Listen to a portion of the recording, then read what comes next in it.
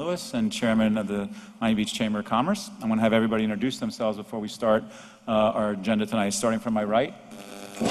I'm Pete Gomez. I'm an assistant fire chief with the fire department, and I'm also the city's emergency manager. Albert Gomez, resident. Jim Murley. I'm the Miami-Dade County Chief Resilience Officer and a resident of District 4. Ronaldo Borges. I'm an architect and principal of Borges and Associates Architects. I'm Patrick Rinn. I'm an ocean scientist and engineer. Okay. Well, thank you for being here. We have an interesting agenda tonight. I'm going to move a couple things around. Usually, after roll call, we start with public comment, and we also have public comment at the end. But before I start with public comment, I want to bring up something under item number 4, the chairman update, because some of you may want to comment on it, and I want my colleagues up here to comment as well. One of the things that I think that we have been trying to do as a committee is to implement changes throughout the city as it relates to sea level rise, and hopefully to affect things beyond even the borders of the city of Miami. One of the things that I've continually reported on is issues related to economic impact, things that are changing outside of our control, whether it be in insurance or banking, bonding. A lot of that is happening already on Wall Street, happening in the insurance industry. And so I wanted to just put on the table for tonight, and then I'm going to ask that we have a workshop, and of course the public is invited to attend, is to come up with a 40-year sea level rise action plan. And why am I saying this? Why am I saying 40 years? The issue that I have been dealing with very interesting people, the number 2 director at FEMA and others on Wall Street and Congress, is that the powers that be, the insurance industry and banking, are looking at South Florida and saying, okay, what are you doing? What are you going to do to protect our collateral? Why should we invest? Why should we insure? And what are our insurance rates going to be? And what they're looking for is a long-term plan, not just the immediate things that we are proposing to do, like putting in pumps or raising roads or new stormwater, but where are we going to be in 20, 25, 35, 40 years? Because that's how the financial world works, and that's how insurance works in terms of investment. So I want to have some discussion with my colleagues up here and some with the audience when you come up for public comment about what are the things you think, what are the things that we think should be addressed in order to help and create a 40-year plan. I'm going to be meeting later this week with the manager and the mayor on this issue, and I have been advising them that they need to be aware that if we don't start putting out their projections to lower risk, it's going to be too late before the insurance industry and the banking industry and the bonding industry react to the fact that we don't have such a plan. So does any of my colleagues have any comments about the idea that we should work on something that would allow basically the world, as we are considered ground zero, to see that we are focusing in on a long-term plan? Anybody have any comments? Come on, Jim, you're the county guy, you got to have some comments. Mr. Chair, I think the concept makes a lot of sense. I think it certainly we'll benefit from workshopping as you're proposed, which is a good idea, getting citizen input. We can bring specific examples of probably what we know are going on at other levels of government, sort of frame it up, because I think whatever we do, we want it to be added value to the things that are going on. So that's probably, from my perspective, my first read would be make sure we know what else is in the works before, so whatever we then develop, provides the next framework. 40 years is it's a harder to do than the standard 5-year capital improvements plan. But on the other hand, we are interesting, from my perspective at least, it's interesting that we're constantly asked to look at modeled impacts in 2100 with precision, as if that I see reports that say, well, in 2060 we're going to have 182 days more flooding than we have today. Now I know how somebody did that, but for the life of me, I'm not confident that I could say today we're going to have 182 days of something in 40 years from now. So I'm just drawing on some things that I deal with every day in my business, and I think as long as we're cognizant of that, we could probably fashion something that'll be helpful for the city and definitely for the county. Okay, very good. The reason I picked 40 years is because in my practice, much of what I see in terms of institutional financing and bonding is between that 25 and 40-year range. And that's a fair enough time to be able to implement what I think many of us know are significant infrastructure projects or capital projects. We're not going to do it in 5 years, we're not going to do it in 10 years, and the money's certainly not there. The other thing is that it's not realistic to say in 20 years. We know that. We know how long things take and the magnitude of what we're looking at. But if the world that measures risk, especially here in South Florida, or for South Florida, doesn't see that we are going to have steps, and that during that time period we can actually find funding, and things will change in government at the state level. I think whoever the next governor is, there's likelihood to have a better view of climate change and flooding. It'll change at the federal level as well. And because of everything else that's happening, I think that there'll be an opportunity to maybe do some of the things we've talked about before, dealing with the business community and P3s and so on. The other, issue, and we had a good example of it, is that after Hurricane Andrew, when we changed risk in how we built, it kept insurance at bay, lowered insurance for those homes that followed the new code, and it didn't go off the charts in terms of what insurance could have done had we not done anything. And that's a good model for us. And Jim, like you and I were talking earlier today, there's a lot of forums, there's a lot of people talking about this, but how do we come together and not dissect it by county or city, but as a group and say, we need to have a plan? So I think that this committee, the city of Miami, as the largest city and then the marquee city, can take the lead on doing this and at least formulating or start to formulate and work on a plan to show the world that this is something that's being taken seriously and something that we're going to do hopefully over the next 40 years. So that's something I wanted to put out there today. Johnny, I'd like to schedule a workshop if we can within the next 30 days to get more in tune with this. I'll prepare an outline. Anybody else that wants to contribute to it, I welcome your input, so that we could present something to the commission at our next presentation before the commission. And Jane, of course, I'd like to talk to you and work with you on this issue, but I think it's something that's really important if we're going to deal with the economic issues and the changes I think that are coming, by showing that we are looking at globally what we're going to do here in Miami. Can I ask? Yeah, go ahead. Okay. No, I think this is a cool opportunity to sort of use what we're doing here in the committee. I think what's so interesting about this committee is we have different people with different backgrounds and different interests. And it's climate change and sea level rise is a problem that hits a lot of different things, whether it's economic, communities, environmental infrastructure, architecture, right? We talk about a wide variety of things. So I feel like something like this, what you're proposing, would be a really interesting opportunity to kind of put that all together and look at all the different aspects of it. I know there's interesting work that's been done in other cities similar to this, and so maybe that workshop could be an opportunity to kind of dig into the previous work and build upon that. So no, I think it's fantastic. Okay, very good. Any comment from the public? Anybody that would like to comment on this idea? Okay, if you can come forward, just please state your name and your address for the record. Joyce Nelson, 2535 Inagua Avenue here in the Grove. I was just thinking, are there any other cities that have put together a 40-year plan? Maybe not here in Florida, but hopefully in Florida. I'm not sure in Florida, but I know that New York City, Norfolk, and San Francisco and the state of Washington are working on similar things and similar issues. And what's interesting is, like I say, in every article that we read about, who's going to be the most impacted based upon economics, it's always Miami, it's always South Florida. So we should try to take the lead, and we should try to take the opportunity maybe to put something together that will help us in those issues that I think are coming as it relates to insurance, banking, and other financial issues, as well as having a good plan to deal with the issue, with the flooding and the sea level rise.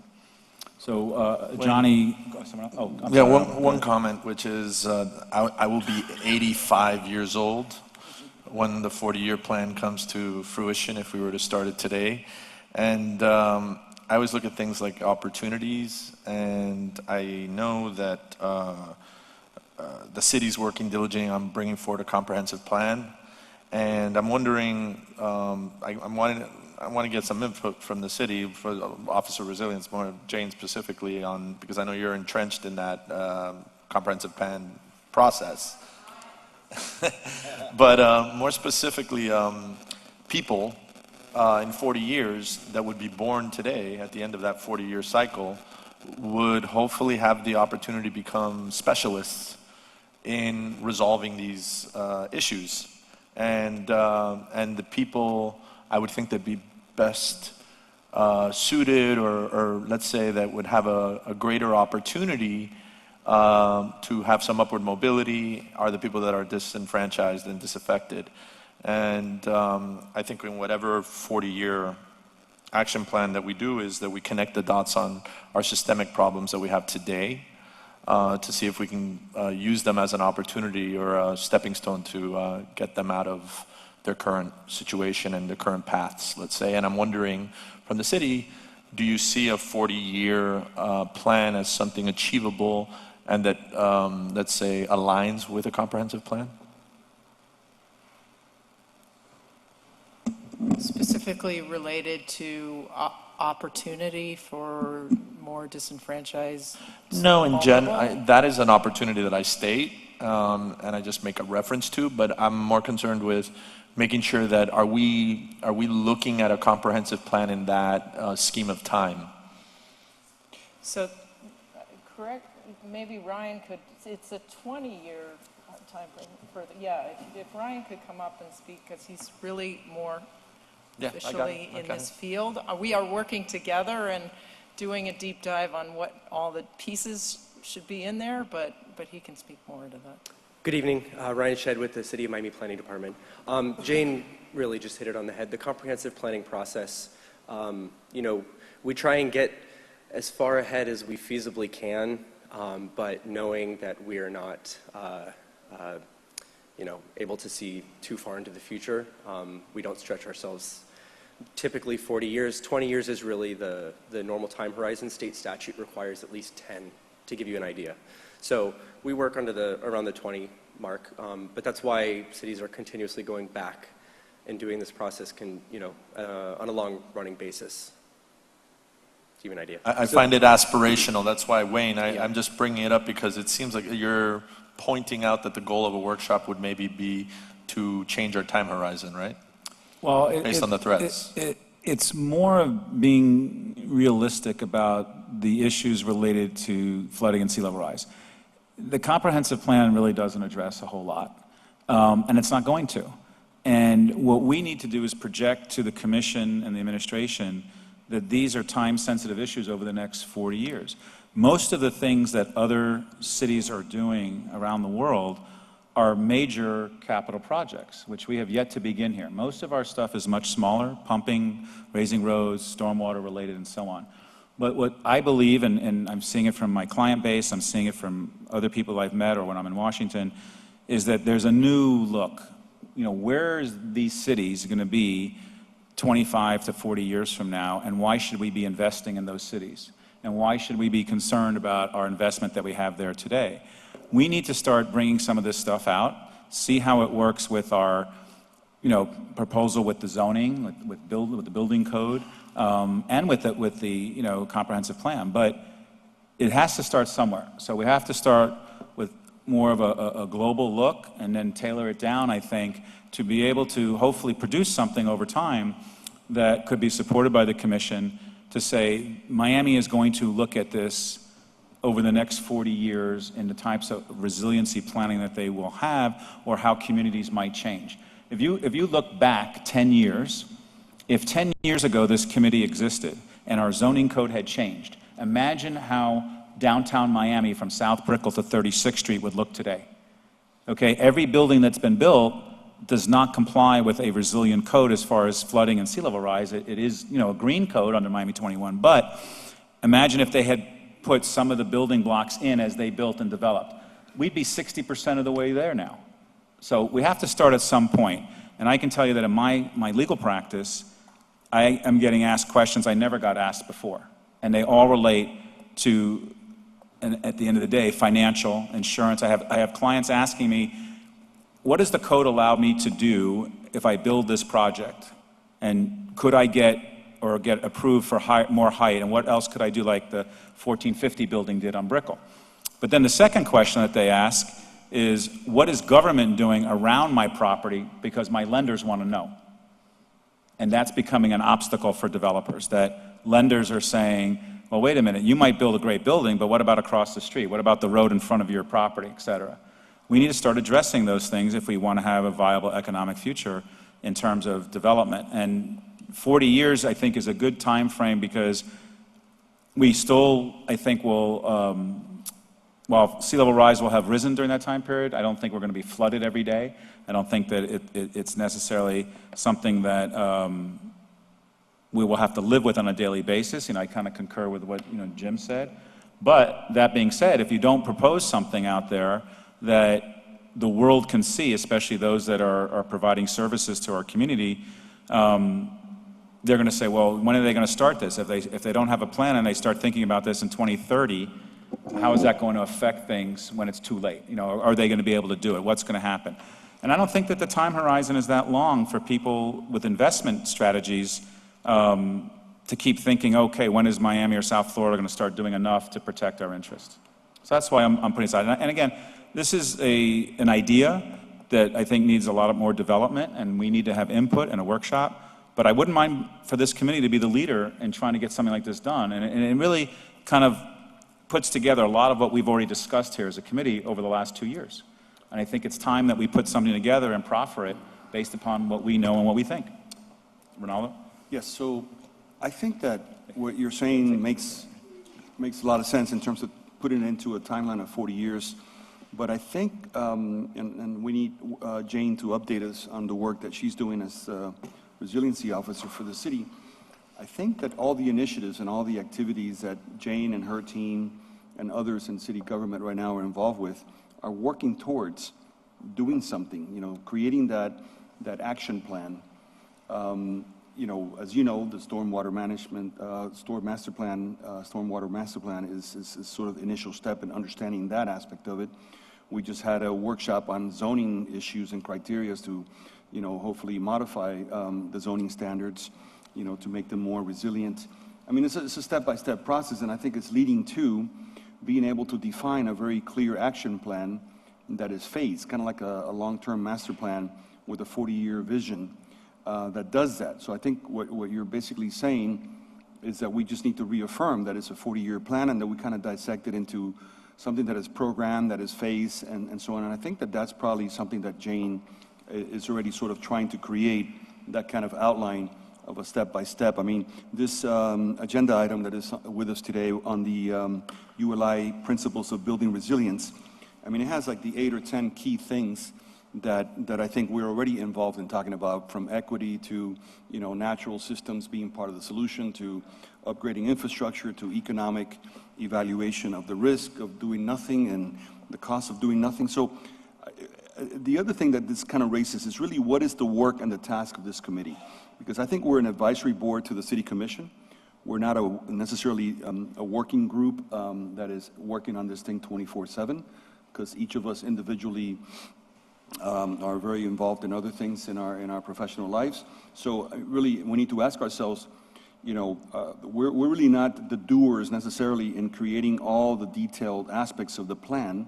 We need to encourage that, and I think in the past, Mr. Chair, we've talked about the idea of funding a consulting task for someone to come in and work closely with the city in helping to create that 40-year plan that has all the different dimensions and components that is necessary, and that also looks beyond the political cycle, because I think going from what Mr. Murley is saying, a lot of us sort of see that a lot of the initial initiatives are really within the framework of a political cycle, and we need to sort of look beyond that and make sure that things transcend any political leadership that we may have at the moment at the city, even though I think right now, personally, I feel we have political leadership that really understands that the city of Miami specifically needs to move this thing forward.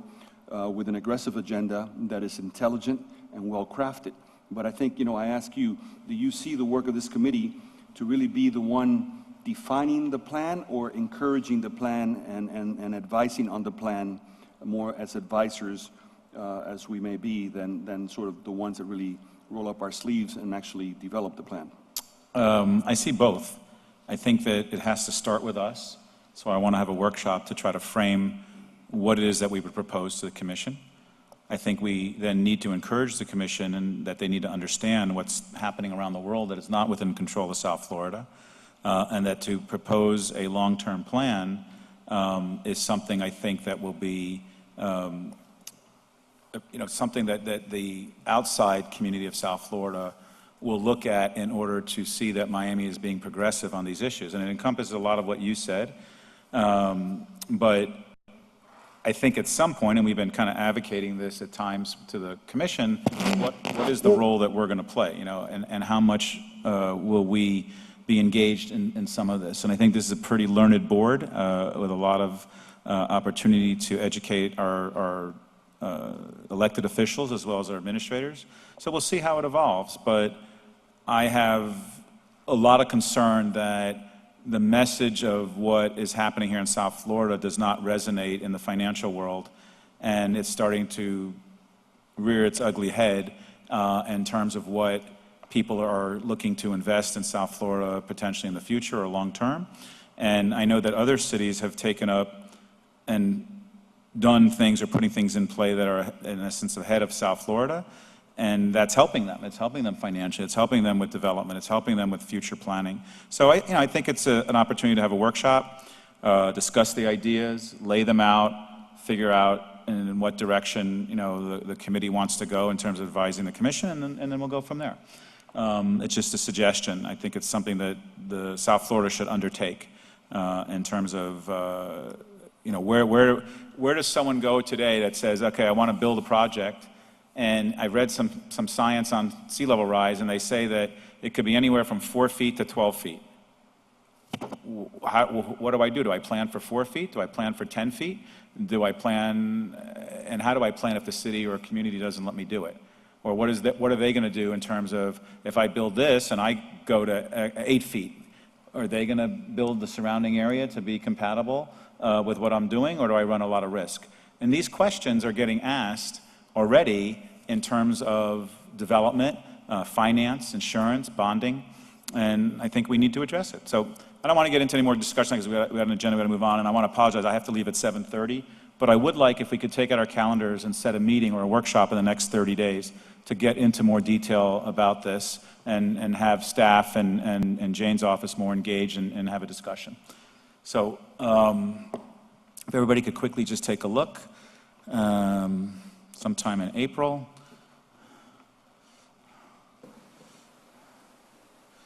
How does April 18th work for everybody on a Wednesday?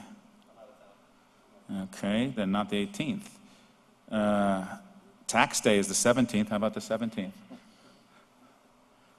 Everybody available on the 17th? We could do afternoon or morning, whichever. Sorry, Miami Beach is having their technical advisory panel with Urban Land Institute on that day, and I'm not sure that's a good day. Okay. How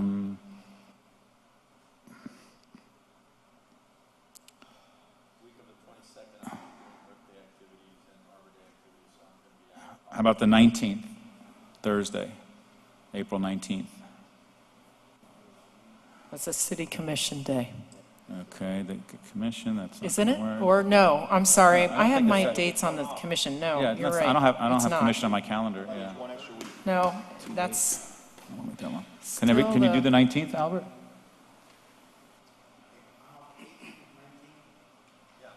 I'm out of town too. How about the 23rd, Monday? I'm good. Jim? I'm good in the morning. How long were you thinking? 3 hours, 4 hours? 2 to 3 hours on the 23rd. Perfect day to have. I don't think we're going to come up with a plan. I just want to get some discussion going and some ideas. So is everybody good on the morning around 10 o'clock?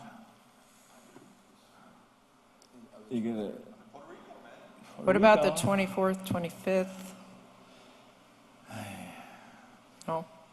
I can do the 24th in the morning.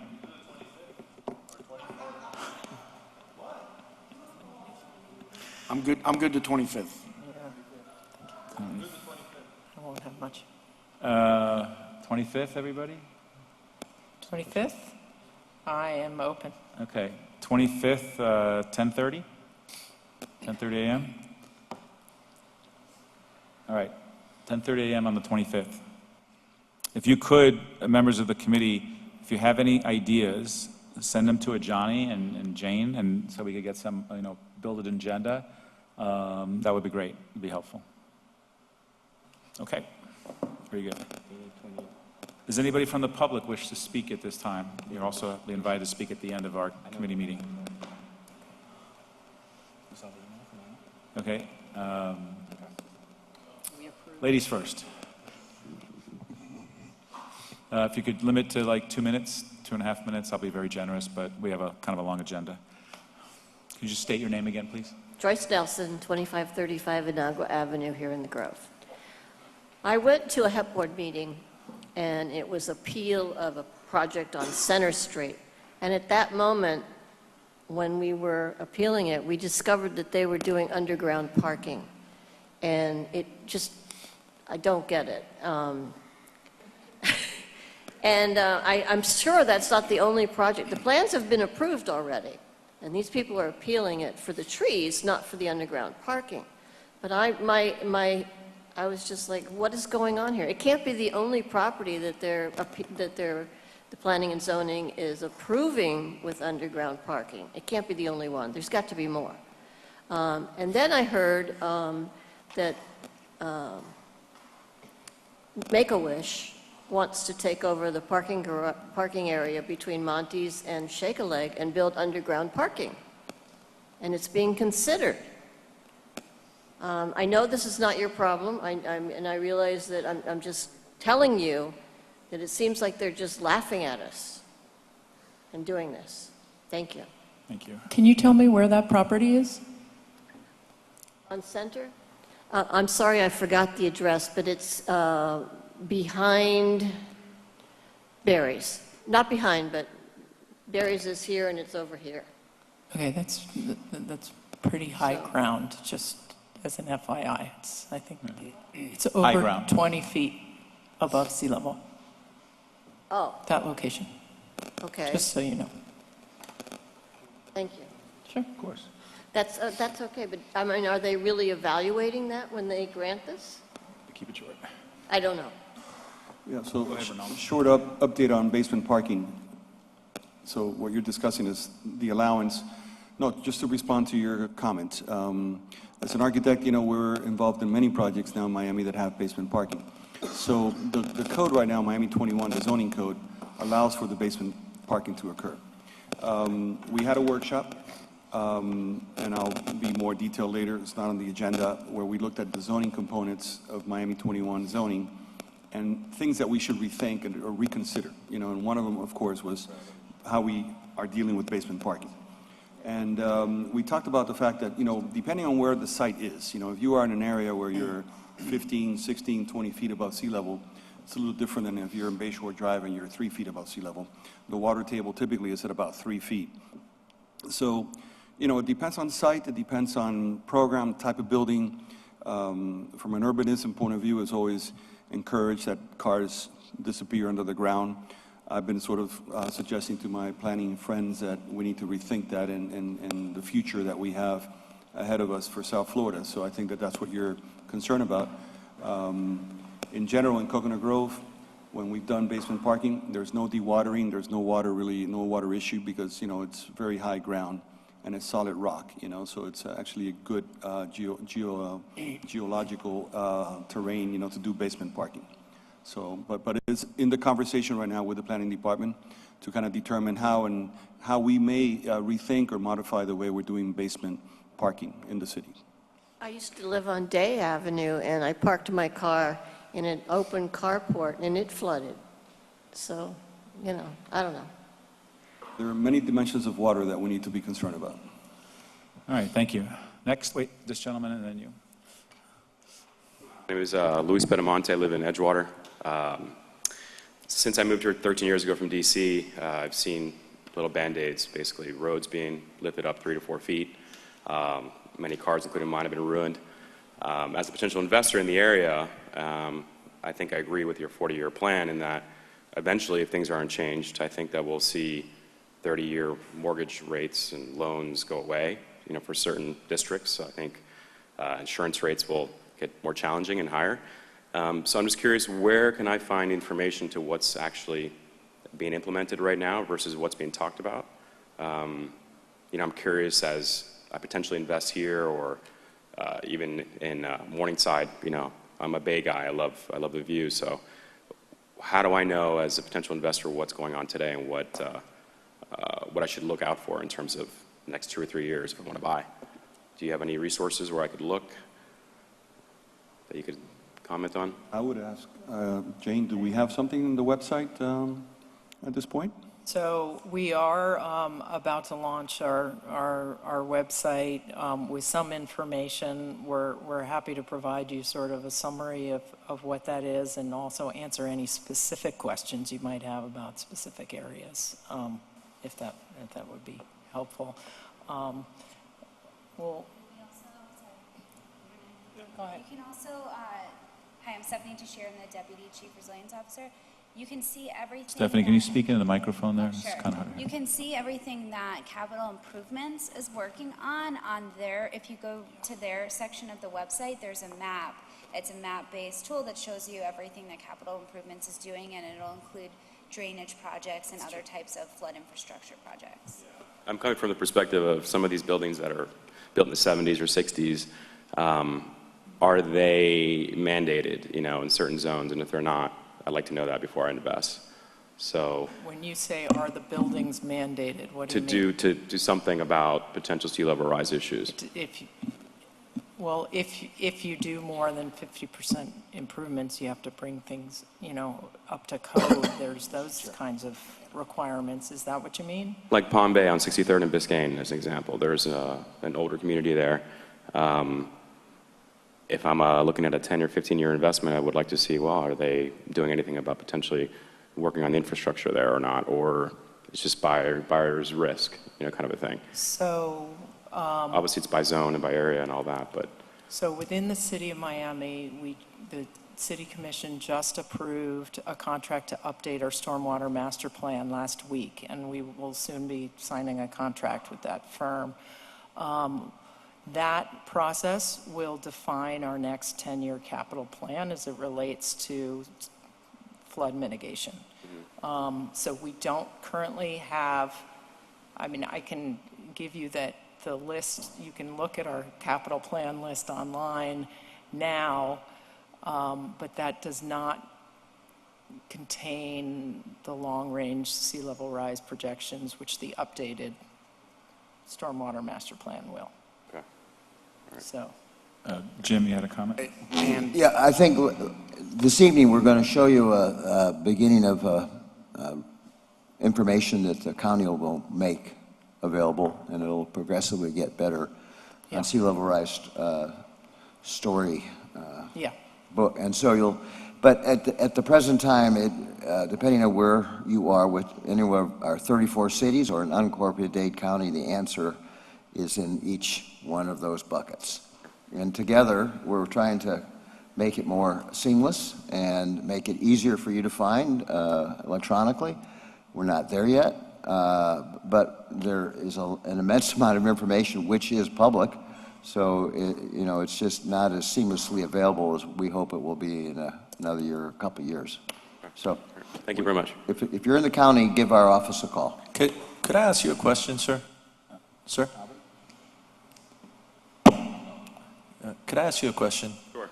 I kind of wanted to get your input on something because this is kind of something during Reynaldo's workshop it came up, and it speaks to the discussion on development and architects, and there was like a mixed feeling in the room about the absolute need for changing the code, and at the same time, the time at which developers build buildings for and/or renovate buildings and want to be in or out of a property to, recover their investment and make some money. And I wanted your input, like, do you feel that impact fees based on versus maybe an incentivization, what is it, do you feel we have an obligation here in South Florida to address some of these glaring comments, like, for instance, a lady just mentioned about the below-ground parking, things of that nature, whether it be in an affected zone or not?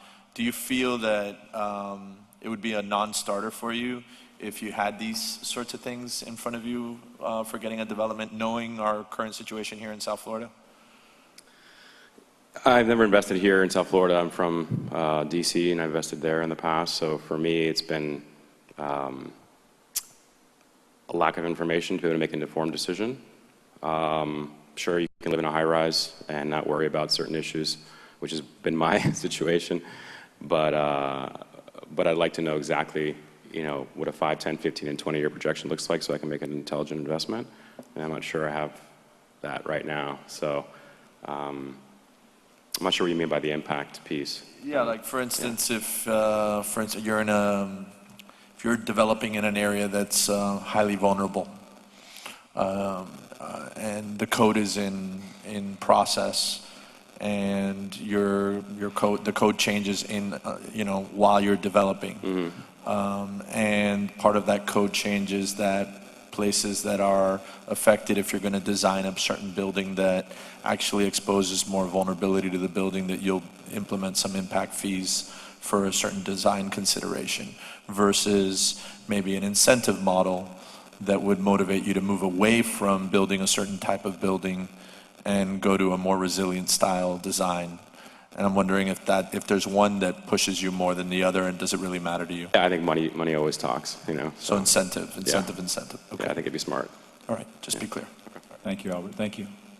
Okay, go ahead. Please state your name, address. My name is Greg Bloom. I live on Miami Beach. And I want to share a comment in my professional capacity. If I have some more time, I'll talk on a personal level as a resident. I work with the 211 hotline here in Miami-Dade. It was originally operated by Switchboard of Miami, and now it's operated by Jewish Community Services of South Florida. 211 is like the official number you call if you're in need, and it's not an emergency, but you need some kind of help. It's really important in times of disaster. During Irma, I think there was a feeling at the new operators of 211 that there can be more planning in place for 211 as a hotline to be a point of contact for people in need of disaster services, shelter, legal aid, et cetera. I am also working with them specifically to chart a new course for them as an organization to provide this information about health, human, and social services available to people in need as a service to other organizations that help people find their way to help. In other words, this organization used to operate a hotline. Now we want to explore the potential for them to operate a platform that would provide this data about where people can go to get help to other hotlines, websites, applications, directories, what have you. It seems like this is a very important consideration when we're talking about equitable planning, response, and recovery. The question of what resources are available to people in need, how do we effectively get that information to them?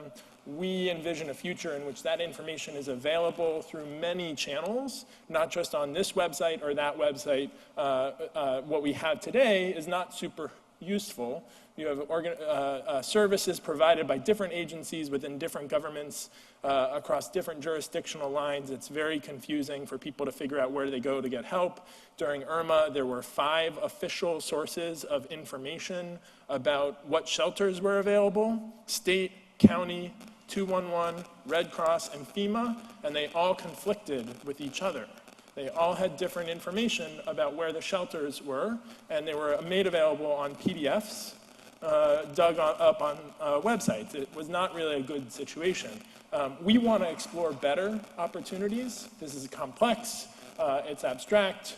We don't necessarily have answers that we'll get to in a meeting, but I would welcome opportunities to explore this specifically. How do we more effectively get information about what resources are available to people in need? I'm over time, so thank you. Mr. Chair, can I address them? Yes. I think that's up my alley. Okay, absolutely. I'm the city's emergency manager. Everything you just mentioned is emergency management related. We've had those discussions already, and I apologize. Hear me? You can set up a meeting with me, and I will be happy to set up a meeting with the county's emergency manager. We'll be happy to discuss. We're already having those discussions. Great. And I agree that there was some miscommunication, which specifically was shown. And I just met with the county yesterday to improve what took place. So I'd be happy to have a meeting with you and invite Kurt, and I think we can address the issue Terrific. really fast. I think that's the first priority, and then for sure, because Pete and Chief Gomez and the county can link you up best. The other thought I had is with Resilient Greater Miami Beaches effort, with the county, we have one discovery area called Robust Recovery. One of the things that we're looking at within that is how to get better information to our most vulnerable populations earlier. So I think we'd like to connect you to that work too, because there may be something around there. Okay. I'd make a comment to his point that is really important. I kept from our workshop in Little Haiti a year plus ago, when the Miami-Dade County Emergency Manager and Communications Officer came and delivered 100% of all the pamphlets in one master emergency management folder from Miami-Dade County. And I kept it, and I have it on my desk just as a reminder to bring it up, and I'm so glad you mentioned this. It has a lot of information, but it's a mishmash, and it has no fluid thought. It's like they saw a problem, and then they built out a pamphlet for it, and then they put it in the file. And there's no unifying message or consolidated resource booklet that has all of these things in a consistent, organized fashion. You just drop that file and a paper goes flying. You don't have any information on fire or safety or whatever. So I just feel there's a huge opportunity, whether it be the city of Miami that does it, or Miami-Dade County that does it, or in a unified under the compact, that we find some harmony in that format, you know? I think it's kind of not there right now. Thank you, Albert. Thank you, Pete. Yeah, one more minute, if you have, quick, on the other item you wanted to If you bring up. have your contact information, just share it here. First, just a remark on this. I work on these projects around the country, in other cities across the U.S. and beyond. Between things like actions from folks like Mike Sarasti at the City of Miami, the vision of Jewish Community Services and the Children's Trust to support this work, I think we're in a better position here than any of the other communities I'm working in to address some of this challenge of streamlining, standardizing, and disseminating information about the resources available to people in need. Taking off my professional hat as a resident, it's great to see these conversations happening. I hear a lot of talk about businesses and investment and buildings. And I really hope that future conversations can focus on the question of people and homes and families. And I think I hear a lot of talk about resilience, and I know that, especially here in Miami, we are also going to have conversations about retreat. And in order for us to have effective conversations about retreat, there is probably going to need to be a psychological dimension of a 40-year plan with things like grief counseling for people who are essentially going to have to grapple with the question of how to leave their neighborhoods together. And so I hope, taking off my professional hat, I hope that those questions can also be factored into this planning and reflection process in the future. It'd be great to have you participate in more of our meetings, because a lot of what you just said, we have repeatedly discussed: gentrification, community issues, people, displacement, et cetera. We have addressed a lot of those issues over the last years and continue to. So your input is welcome, but thank you. Thank you. Okay. Okay, Patrick. So one thing I think we could definitely do better at is I'm not sure, has our website been updated recently? Because a lot of the information from what's happened in these meetings, I don't think anyone can find it. So whether the meetings are recorded or the minutes are taken, I know the last time I checked the website, I think the last meeting minutes was like 2015 or 16. So that's just something to keep in mind. If we're trying to do a better job of sharing what we're doing, that could be a great start. Okay, I second that. I didn't even think it was a motion. Did you want to speak on the right there? You look like you're waiting, and then you. Okay, if you could just please state your name and address, please, for the record. Don't be shy. Albert's really a nice guy. I'm very shy. Okay, so my name is Linda Chung, and I live in El Portal. Alexandra, lifelong Grove resident, but also Okay, so this is the second time I've come up and spoken. Last time was, I believe, December, and you may recognize me as the founder of a nonprofit called Before It's Too Late, and the Miami Murals Project, which is a new project, and all of this is to use art and tech to help people get more engaged on the issues of climate change and the sea levels rising. And both projects are moving along nicely. We're actually here today to share information about a major hackathon that we are launching next month, just 4 weeks away. We're bringing together really 3 sectors of Miami: entrepreneurs, artists and creatives, and tech coders, the technology sector. So we're reaching out to every channel and bringing them together for a whole weekend to hack climate change, which essentially just means team up and create creative solutions, some of them in support of my Miami Murals project, but some of them more generally to support people becoming more prepared for a sea level rise. And we already have a number of awesome community partners and sponsors on board, so I'm just listing a few of them. Starbucks, FedEx, AT&T, Miami Dolphins, Dell, Microsoft, Toyota from North Miami, Ecotech, FIU Carta, and then she's going to continue. as she mentioned, Ecotech is one of the partners. Linda, I have a question for Linda. We met and we discussed, I think your project's great and what you're doing, and it's definitely a different perspective than what we're typically doing at this level or the administration. But if you could you've been sending me some emails, and I know about the hackathon, but if you could send it to everybody on this committee, especially to those that serve other parts of the community, you can get a much broader, scope on your radar screen in terms of who might attend and who might be able to help you. So Johnny could, Johnny could give you our emails, and then you could provide them with the same information you've been sending to me. Okay, and thanks for the work that you're doing. That's awesome. That's exactly why we're here. We just want to get the word out, and that way all the right pieces of the community that want to take action and just make a greater collective effort can. We're also looking for sponsorships of any kind and any donations in kind, because, for example, it's a 3-day event. The first 2 days we have 80 hackers and 20 plus partners staying at Ecotech Vision, so we're feeding those hackers. And then the final day we have an expo open to the public so that our local businesses and partners can showcase their services and new tech that's available to the community. Cool. So that's all. Thank you. Thank you. Try to talk really fast. Linda Alger, 2784 Southwest 29th Avenue, 33133. I was researching historic preservation. Came across an article yesterday in The Real Deal about the Tatum Waterway, and apparently January of last year they put a moratorium trying to create a huge historic district. At the time it was pointed out by several commissioners that the buildings along Tatum Waterway are under one of the lowest levels of land. The buildings are not viable for preservation, and they're already flooding from sea level rise and king tide. They weren't heard. The project moved forward, the process moved forward to creating the historic district. A conservation overlay was put on it. There's no demolition allowed, and that's why the article was in yesterday in The Real Deal about the Tatum Waterway. So I'm concerned. I realize that's not us. That's Miami Beach.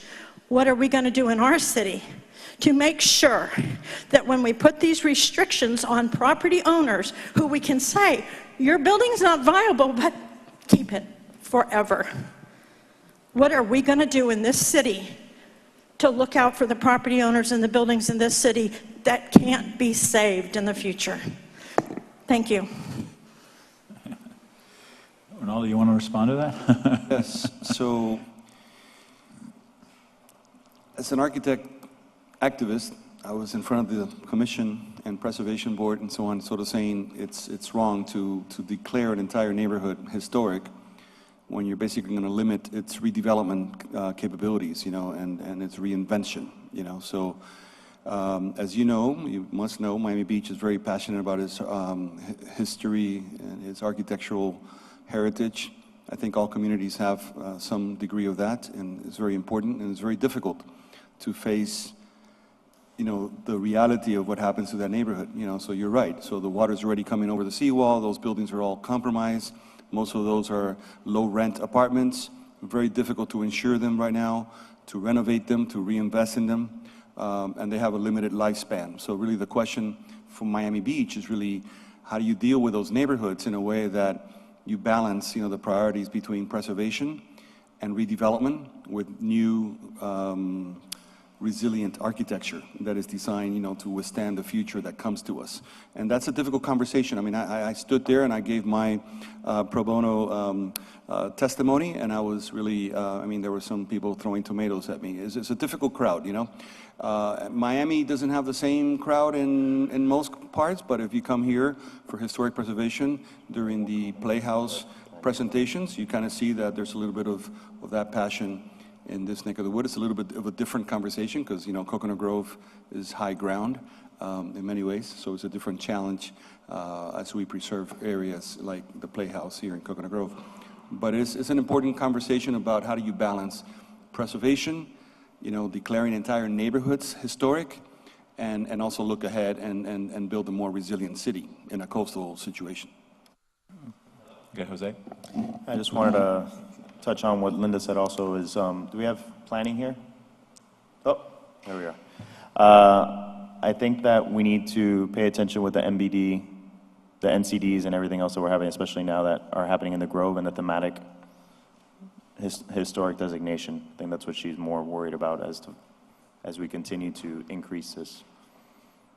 You want to touch it? Yeah, if you want to touch on it. Go ahead, sure. Just a quick note. Just state your name again. Sorry, this is Ryan Shedd with the City of Miami Planning Department. And I'm not a historic preservation expert, but we have brought them in. We are looking at regulations and how that interacts with homeowners who want to raise their home. That's been an ongoing question that we've been getting. And, you know, protecting your home, making it more resilient, and historic preservation do not have to be mutually exclusive goals. So one of the things we want to look at right now is if there's barriers to that, if we have a historically designated area, you know, structure, what are some things that we can do to help those homeowners if they might want to, you know, they obviously want to save their home. If you go to Morningside, Bay Point, these neighborhoods have a lot of passion, as you said, for taking care of their neighborhoods. So, you know, right now we're looking at the regulations in Miami 21 for raising homes. There doesn't seem to be a lot of barriers. We're going to tackle that in our low-hanging fruit legislation that we're working on. And then one of the things we're going to look at it through a lens of making sure historic homes are addressed. And if there's barriers, can we, you know, work them out? You know, what can we do for historic homes? But with what she said are new historic designations. So keep that in the back of your mind. A lot of Morningside and Jesus, I'm thinking of all the other old historic areas that we have. People buy into that already, knowing it's historic. Mm-hmm. So as we start designating new places that are historic, we need to keep in mind these are places that will eventually be raised. Yeah. Also, Ryan, what we learned in Miami Beach, because we sponsored a specialist that came from New Orleans concerning racing structures. That Rob? Yeah. Rod. I think he's coming, right? Yeah, he's coming back for a second round. Yeah, he's coming back. The Miami Design Preservation League has an event coming up on resiliency, and he's one of the experts. But, you know, of course, his business is to raise structures, and he represents companies that's what they do, right? Mm-hmm. The economics of it is that, let's say you have a $400,000 home, it'll cost you a couple of $100,000 to raise it.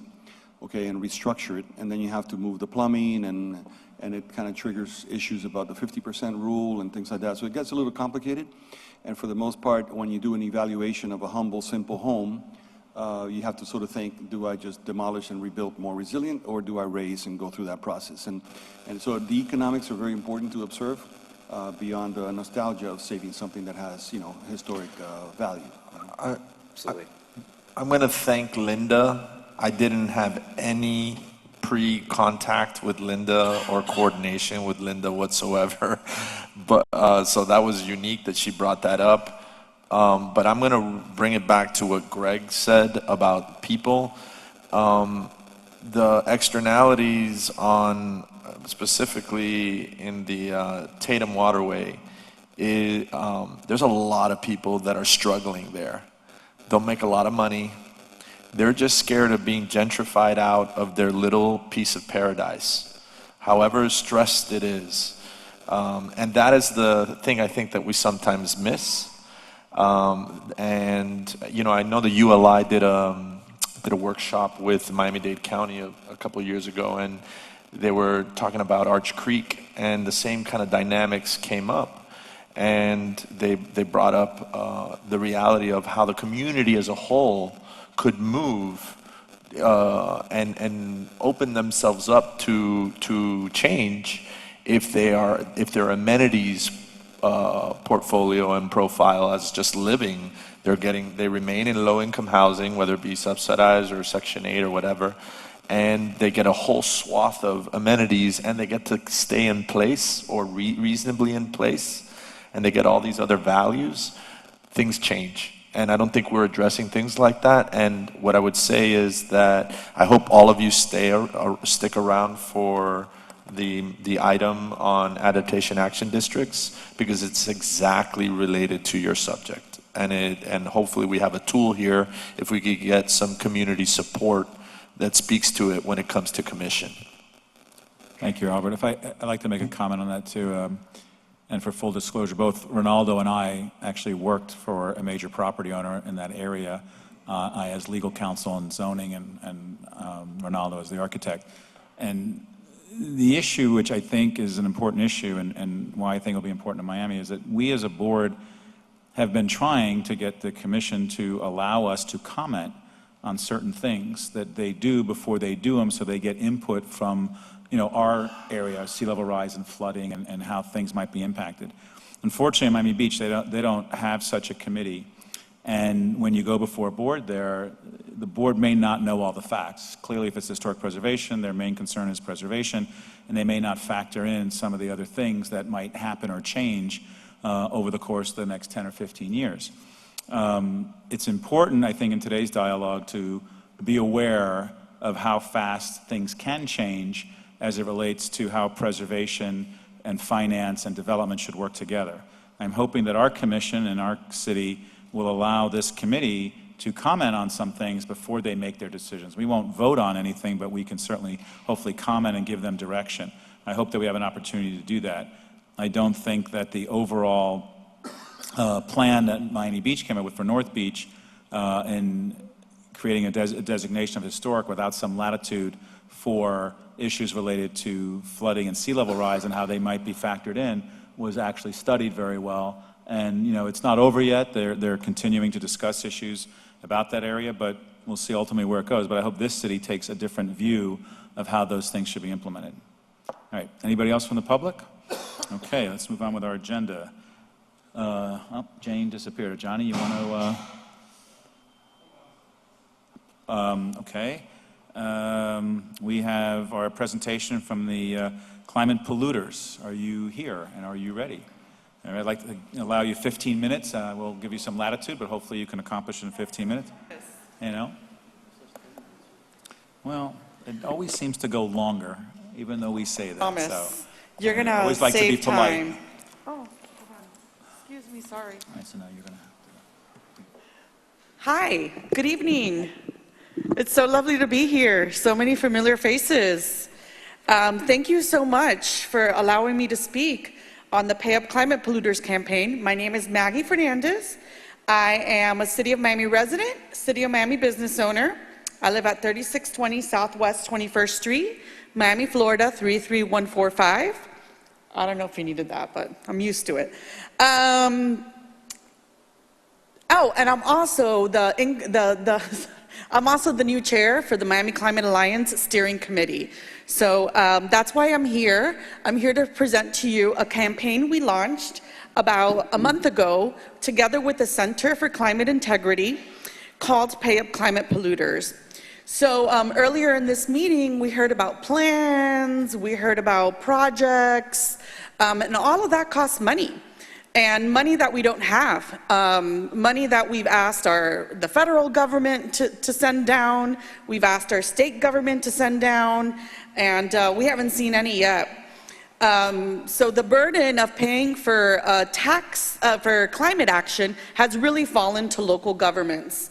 And in essence, taxpayers, local taxpayers.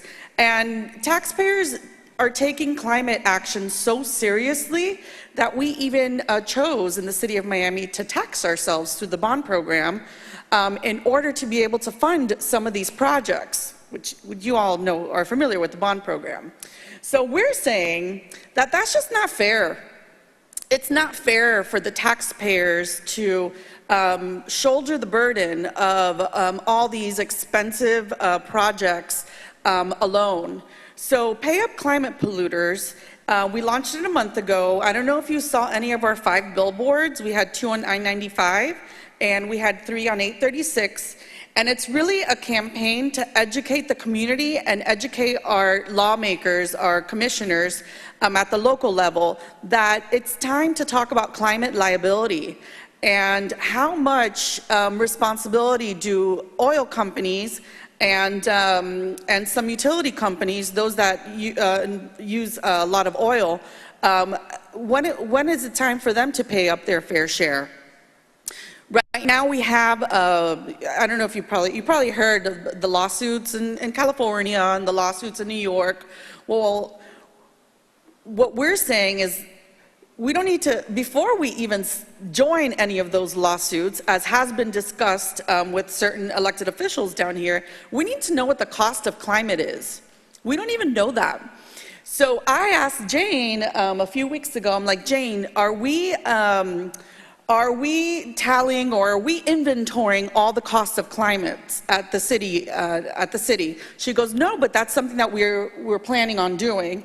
And she even recommended that I come and speak before you on that. Last week we spoke to Daniela Levine Cava, and she was very interested in perhaps joining some of the litigation and that's happening on climate polluters. And we're like, well, how much is it costing us? How much are we going to sue for? And we don't know, because we haven't started to identify the costs of climate down here. So what I'm here to ask you is for your support in a resolution asking the city commission to direct the mayor or the city manager, whatever the form is, to start itemizing the costs of climate so that we could inventory those costs. And we know. Right now, we just don't know.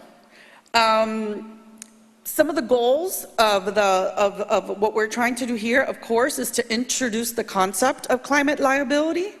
It's to encourage local officials to explore ways to hold these companies accountable. I mean, we've known since the 1970s, there's studies that prove that emissions have led to rising seas. So we know that they should be held accountable for some of this. So we need to figure out how much.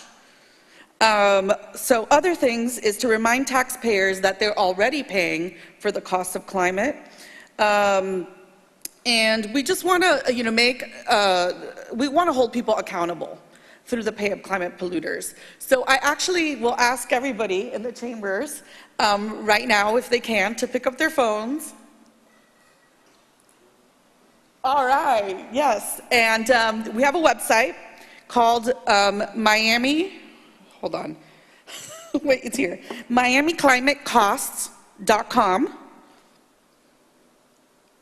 And if you scroll down a little bit on your phone, it says sign a letter to your elected officials asking them to start itemizing these costs so that we could start holding climate polluters accountable, and asking them to pay their fair share. That's my presentation, and I look forward to any questions. I have a few questions. While I generally think the idea is a good one and interesting, it's a little premature for this board to pass a resolution. I think we need to know more.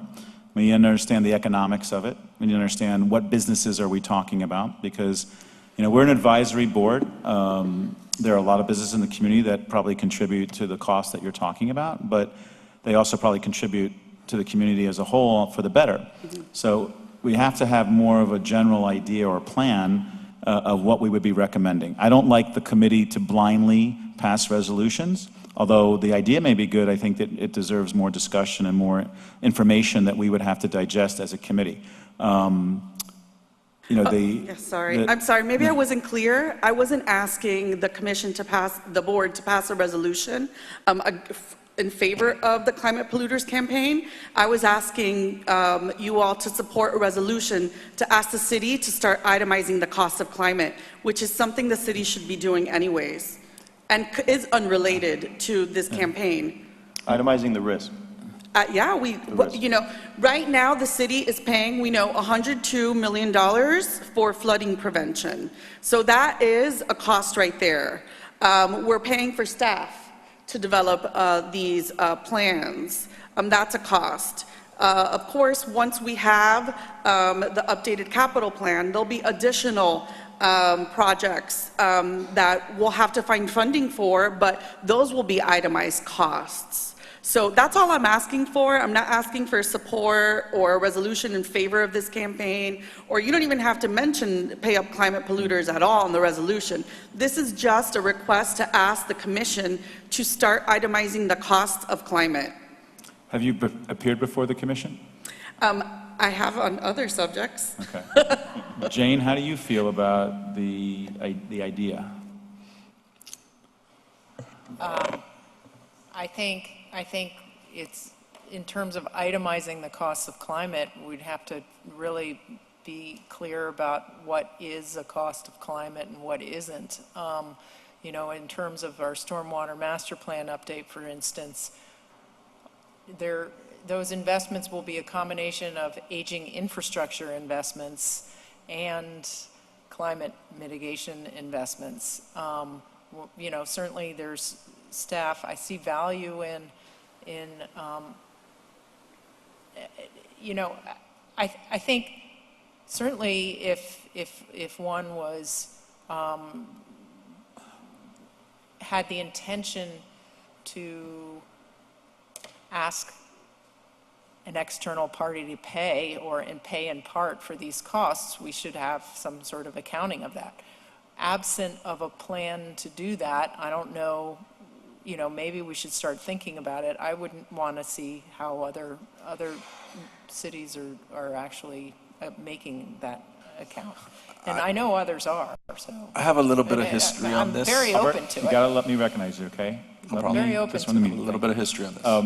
I think it would be a good idea if the two of you met and digested this so that we could make the proper recommendation from our committee or resolution.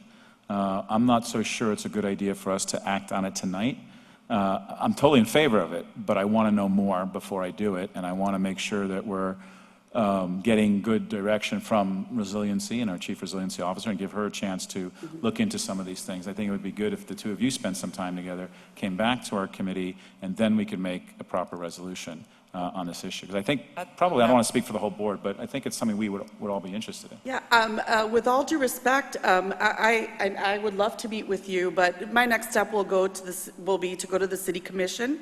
I'm a little frustrated in this meeting, and this is very respectfully, because I see no sense of urgency.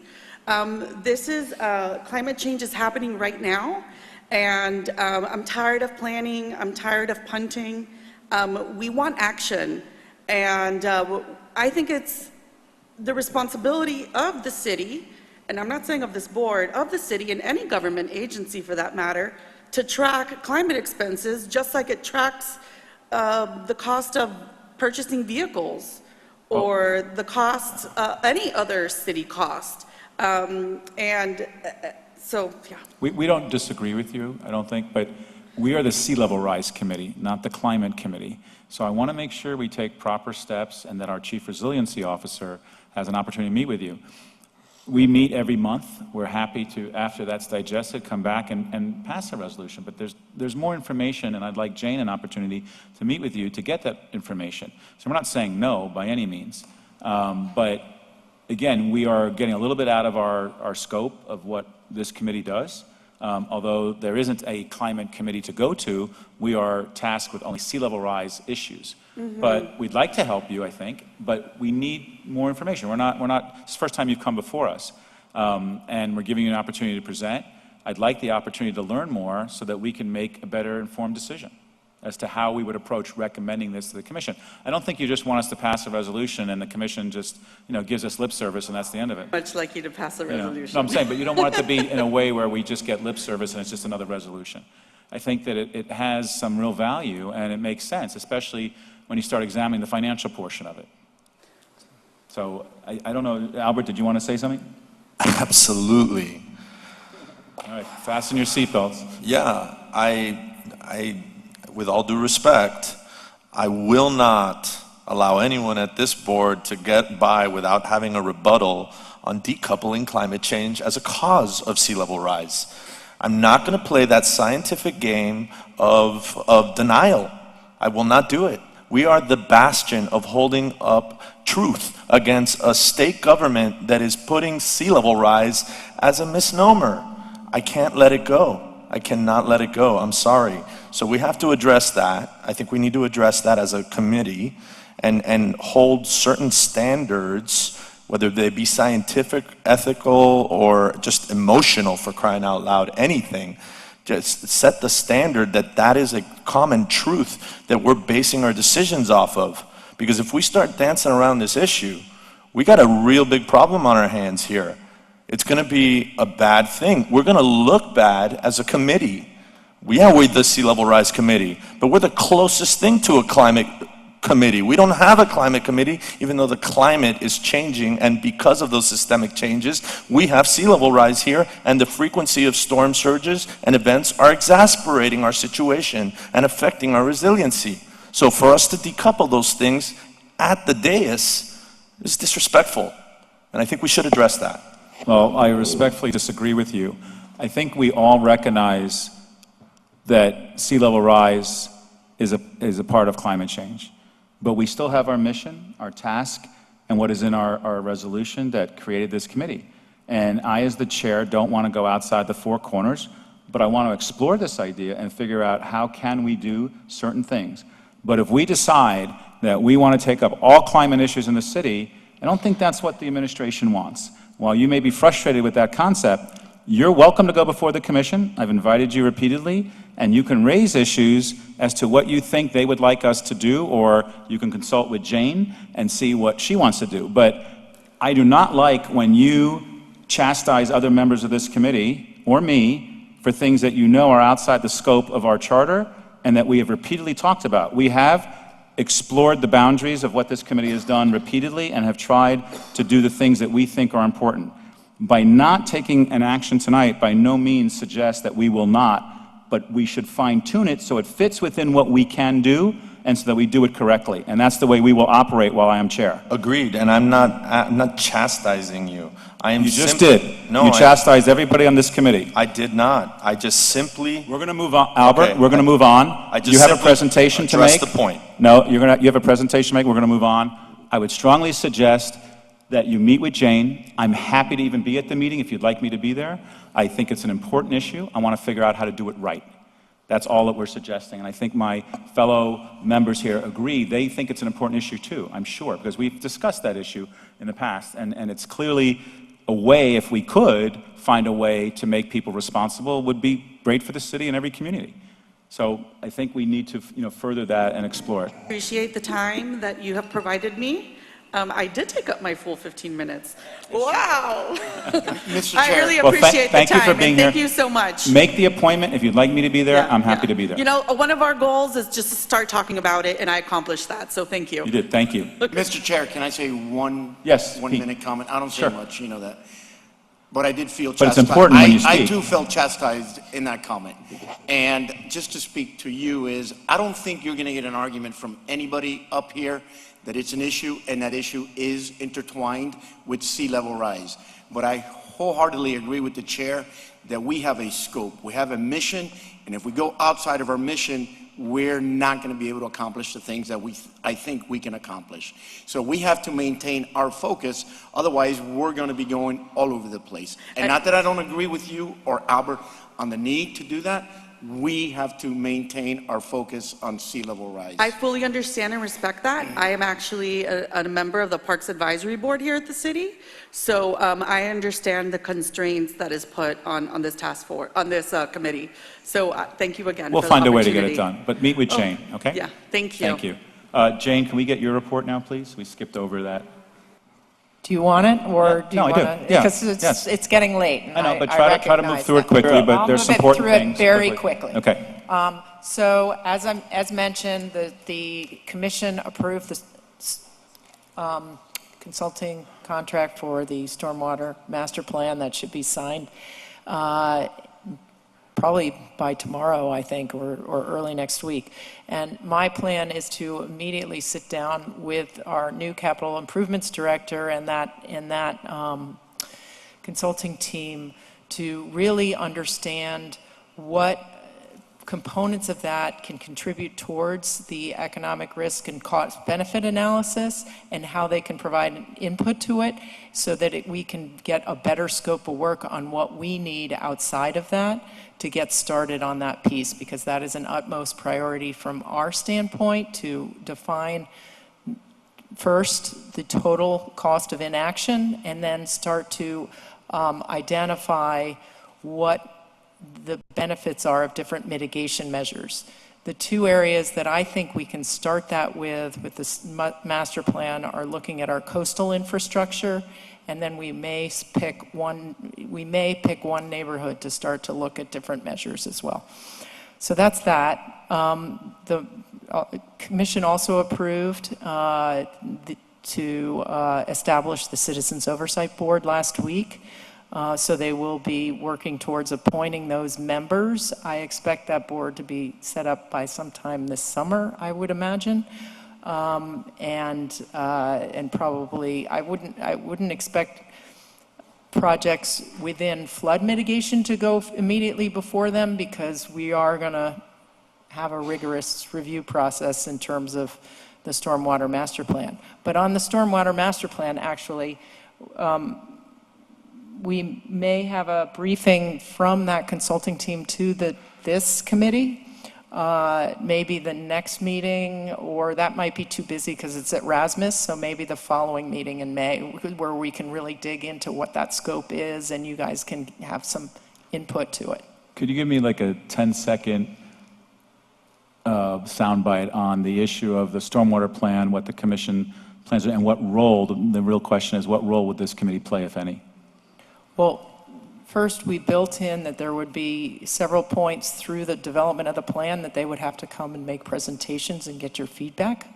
Okay. One being at the get-go. And then the first thing that they're going to be involved in is digitizing all our infrastructure, which is a massive effort and going to take some time. But we're trying to accelerate at the same time documenting the heights of and condition of all our seawalls, so that we can also make some recommendations.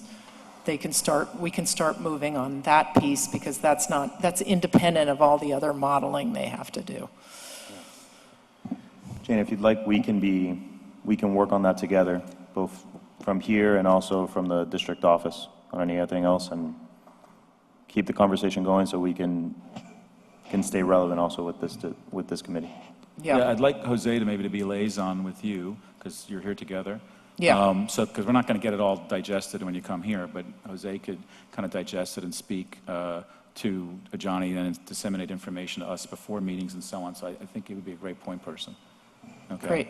Okay, good. Anybody else have But any Johnny, comments? it'd be good to ask the consulting team to do a digested sort of briefing to get to the committee before they present, I think. Okay. So, can I continue? Yes, absolutely. With our partnership developing a unified strategy with the county and Miami Beach, we're in the phase 2, where the 6 different discovery areas are identifying actions, potential actions to go into the strategy. So we're deeply involved in that process and taking sea level rise and climate change issues into account, actually across all the discovery areas. The Hazard Mitigation Grant Program, Stephanie worked on this. We, unfortunately, I think we reported at our last meeting that we had been pre-approved for $27.8 million. The county, the state actually was significantly cut back what the approval of that funding is, and so that the county was cut back from $168 million to $64 million. So our allocation is currently at $13 million for one project. And then the Bloomberg Mayor's Challenge, we were awarded it. It's a prototype that we're looking at a digital platform for informing both residents and internal city stakeholders around mitigation solutions together. And Johnny's been very heavy working on that with our innovation office. And when we have something to show, we will absolutely show. It's an intense process. Okay. Thank you, Jane. I've got to leave at this point. Jose is going to take over. But if you could just comment under item number 4, the recap of the quarterly commission. You could probably do that in 2 minutes. But I've got to run, otherwise I would do it, okay? Thank you. Thank you. Thank you, everybody. Good night. Thank you, committee members.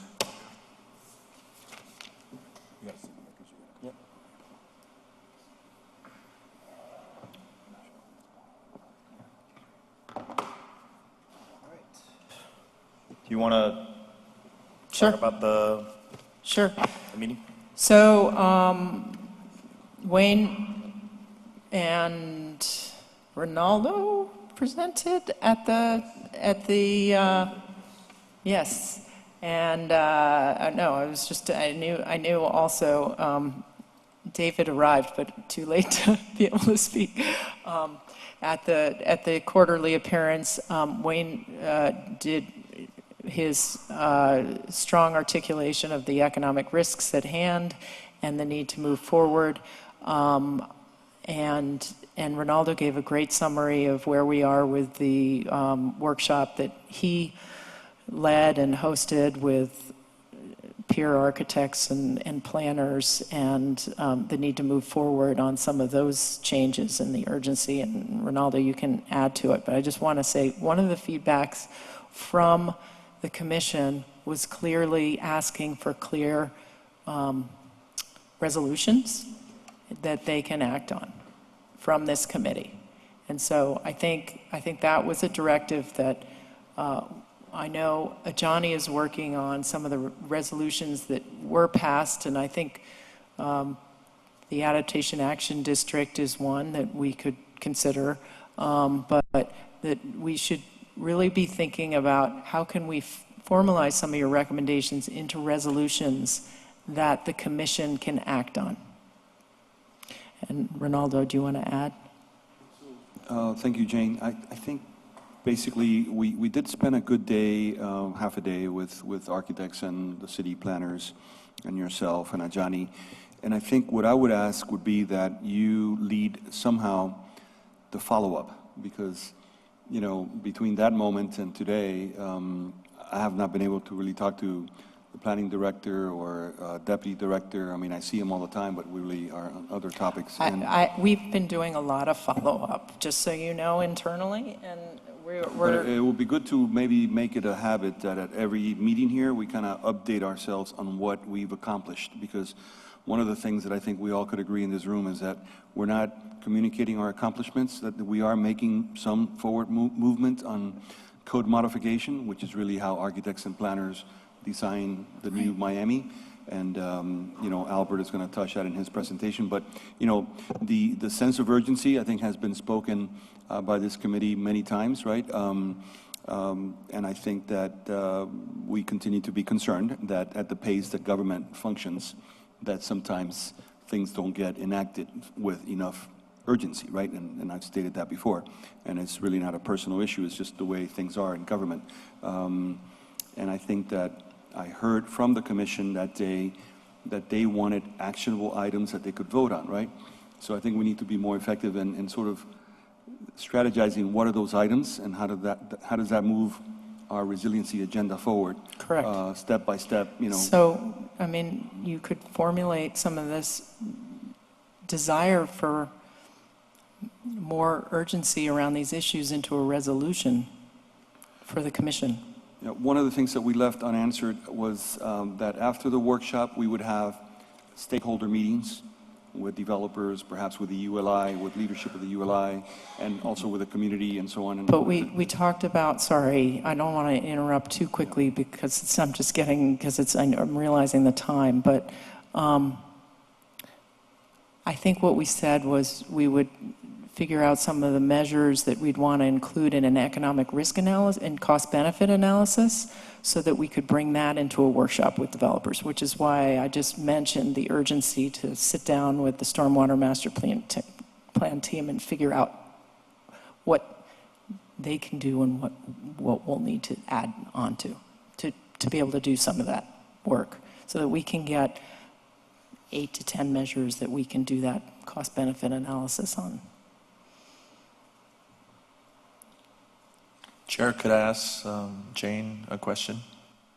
Yes, of course. We discussed a few things the last time we met, and one of the things that was brought up was the potential of implementing, which might be an option for a resolution, I guess, or a motion, about putting a public advocate position once you have fomented or created the Internal Resilient Infrastructure Review Committee. Has that come along? So, no, it hasn't come along yet, well, Albert. no, I want to. The action. Yeah, the action of creating the committee and the formulation of that Internal Resilient Infrastructure Review Committee.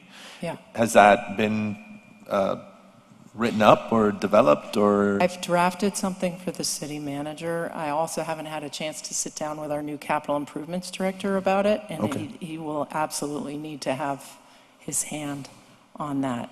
I have been advised, if it was a public meeting, then all the people on that committee, couldn't talk to each other. Sunshine rules would apply, which would be very compromising for internal staff to get anything done, which isn't to say we couldn't open meetings for public attendance. Or maybe summations that got Right. reported to a review? So I'll absolutely bring up that idea when I meet with the capital improvements director. Thank you.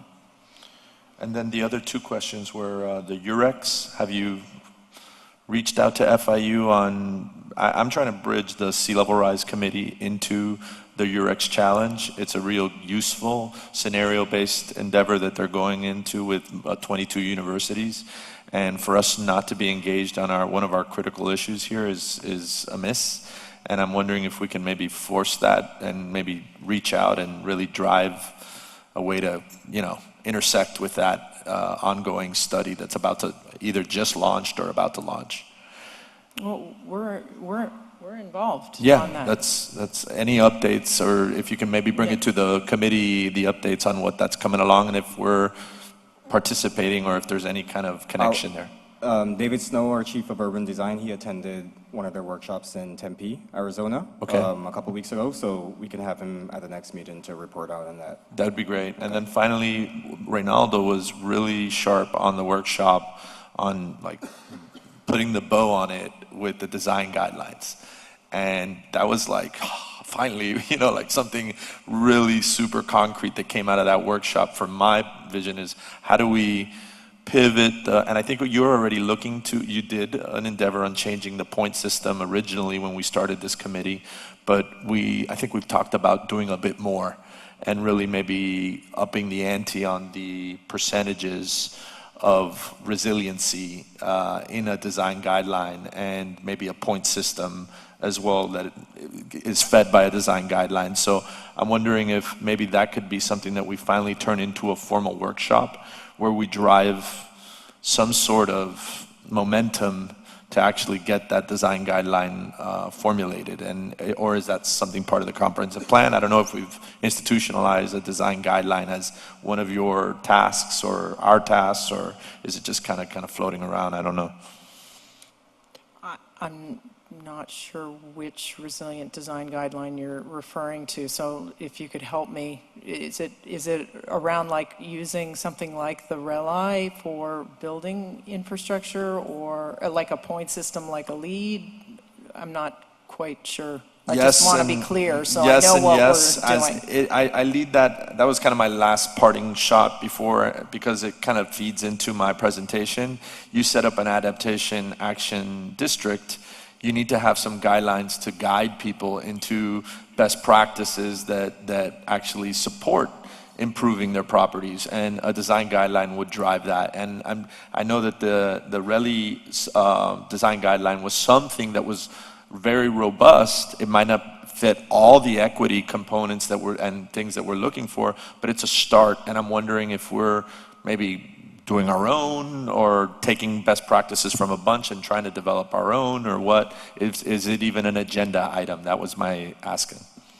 Okay, so we're currently working on some guidelines for our capital infrastructure to start as a checklist. We haven't gotten to, I think what you're talking about is more that comprehensive relook at Miami 21 and our zoning and codes, which absolutely needs to be done. And I think staff are on board to do that. But if you guys want to advise the commission in some way on that front, you're welcome. Might be better for the workshop when we're talking to actually flesh out the details. Is that all right, Albert? Okay.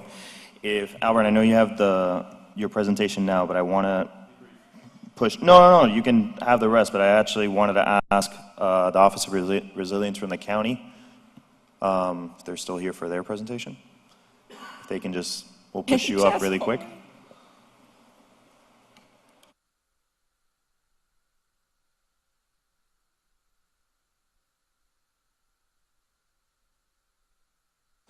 Introduce Jess Foley, who's with the Office of Resilience of Miami-Dade County. We've been partnering with our internal data people, and she'll run through quickly the storybook we're doing on sea level rise.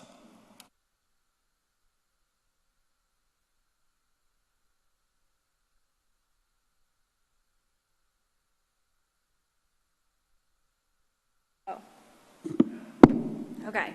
All right, great.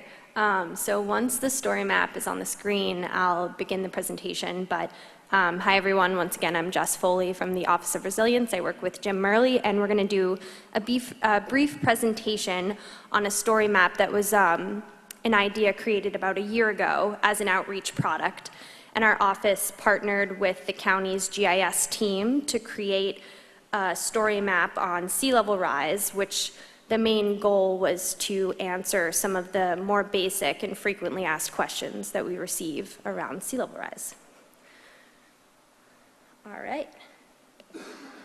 Oh, and so since this is really an interactive tool, instead of putting slides on a PowerPoint, we're just going to demo the tool here, but we really encourage everyone to check out the link, which is in the agenda. You can also find this on the county's Open Data GIS portal site.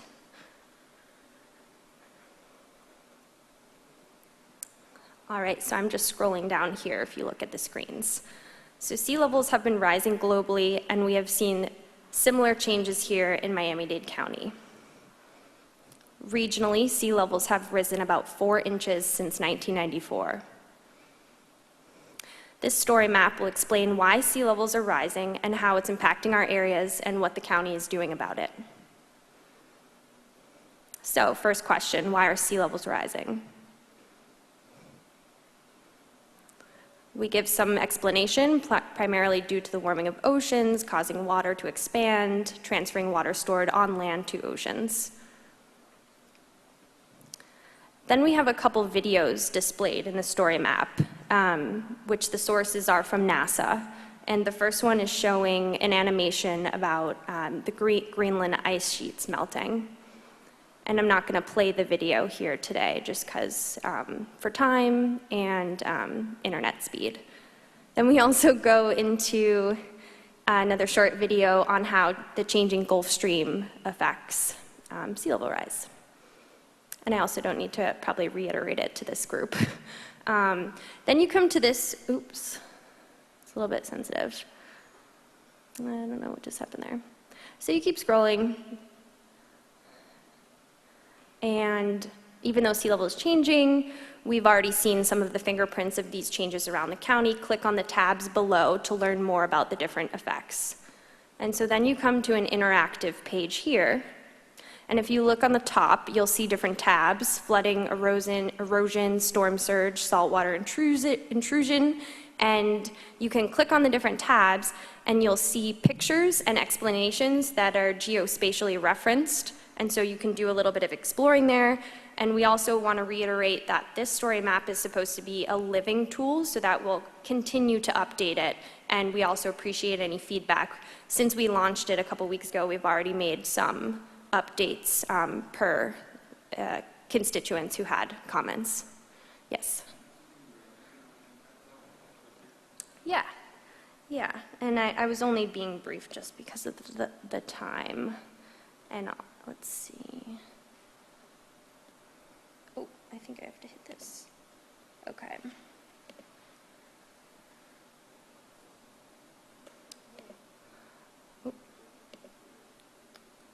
Yeah, and so it's kind of a generic overview. So you'll see, property damage, higher sea levels are contributing here. We have a picture of a car being flooded out. But of course, there's an opportunity to expand on the tabs as well as expand on the pictures and the explanations. Insurance costs as well as business interruptions. And I will continue on. How will sea level rise impact Miami-Dade County in the future? Here is a layer of our 3D buildings downtown overlaid with different levels of sea level rise. So I'm clicking on, let's see, 3 feet of sea level rise and building impacts.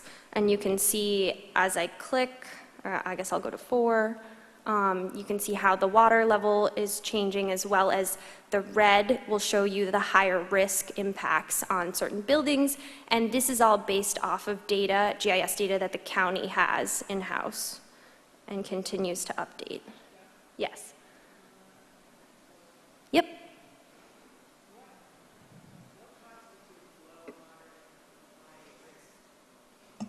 You hit your mic.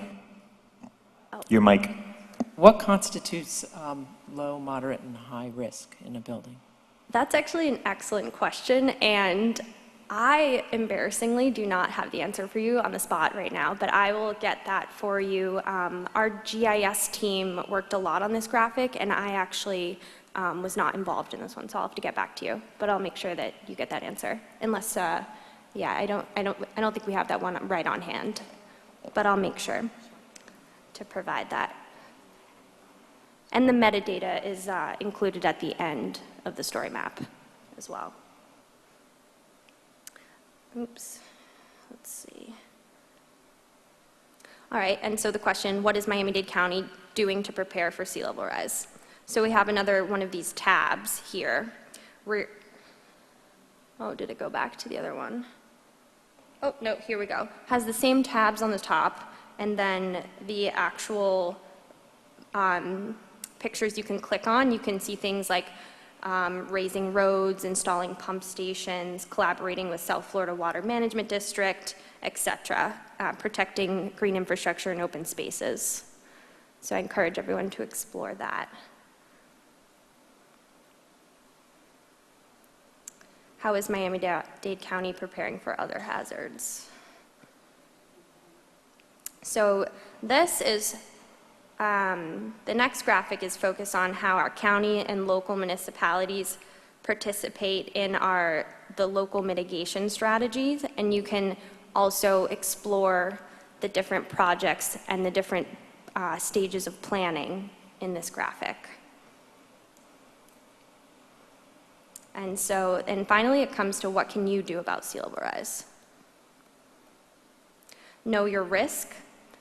Here, you can click to learn more about your flooding risk, and it actually brings you to a NOAA coastal flood exposure mapper.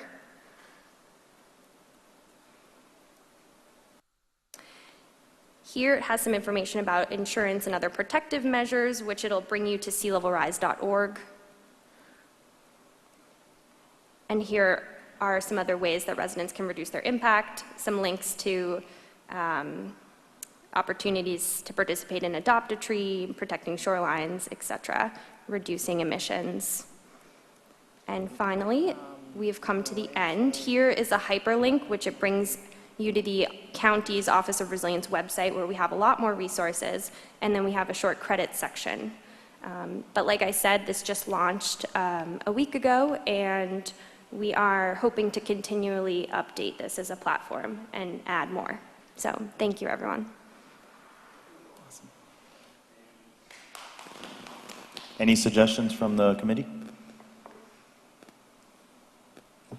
Just one question. Whenever I see these types of inundation maps, I'm always curious in the source of the topography data, in where it comes from, because I know that's a conversation that Jane and I have had a lot, and there seems to be quite a bit of variability depending on the source. I'm curious what the source is and whether, I didn't totally see it, if it's communicated here to the people that are looking. Right.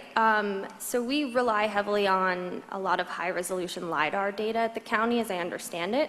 And all of our authoritative information that we compiled within this story map come from largely the county's vetted GIS data, NOAA, and NASA.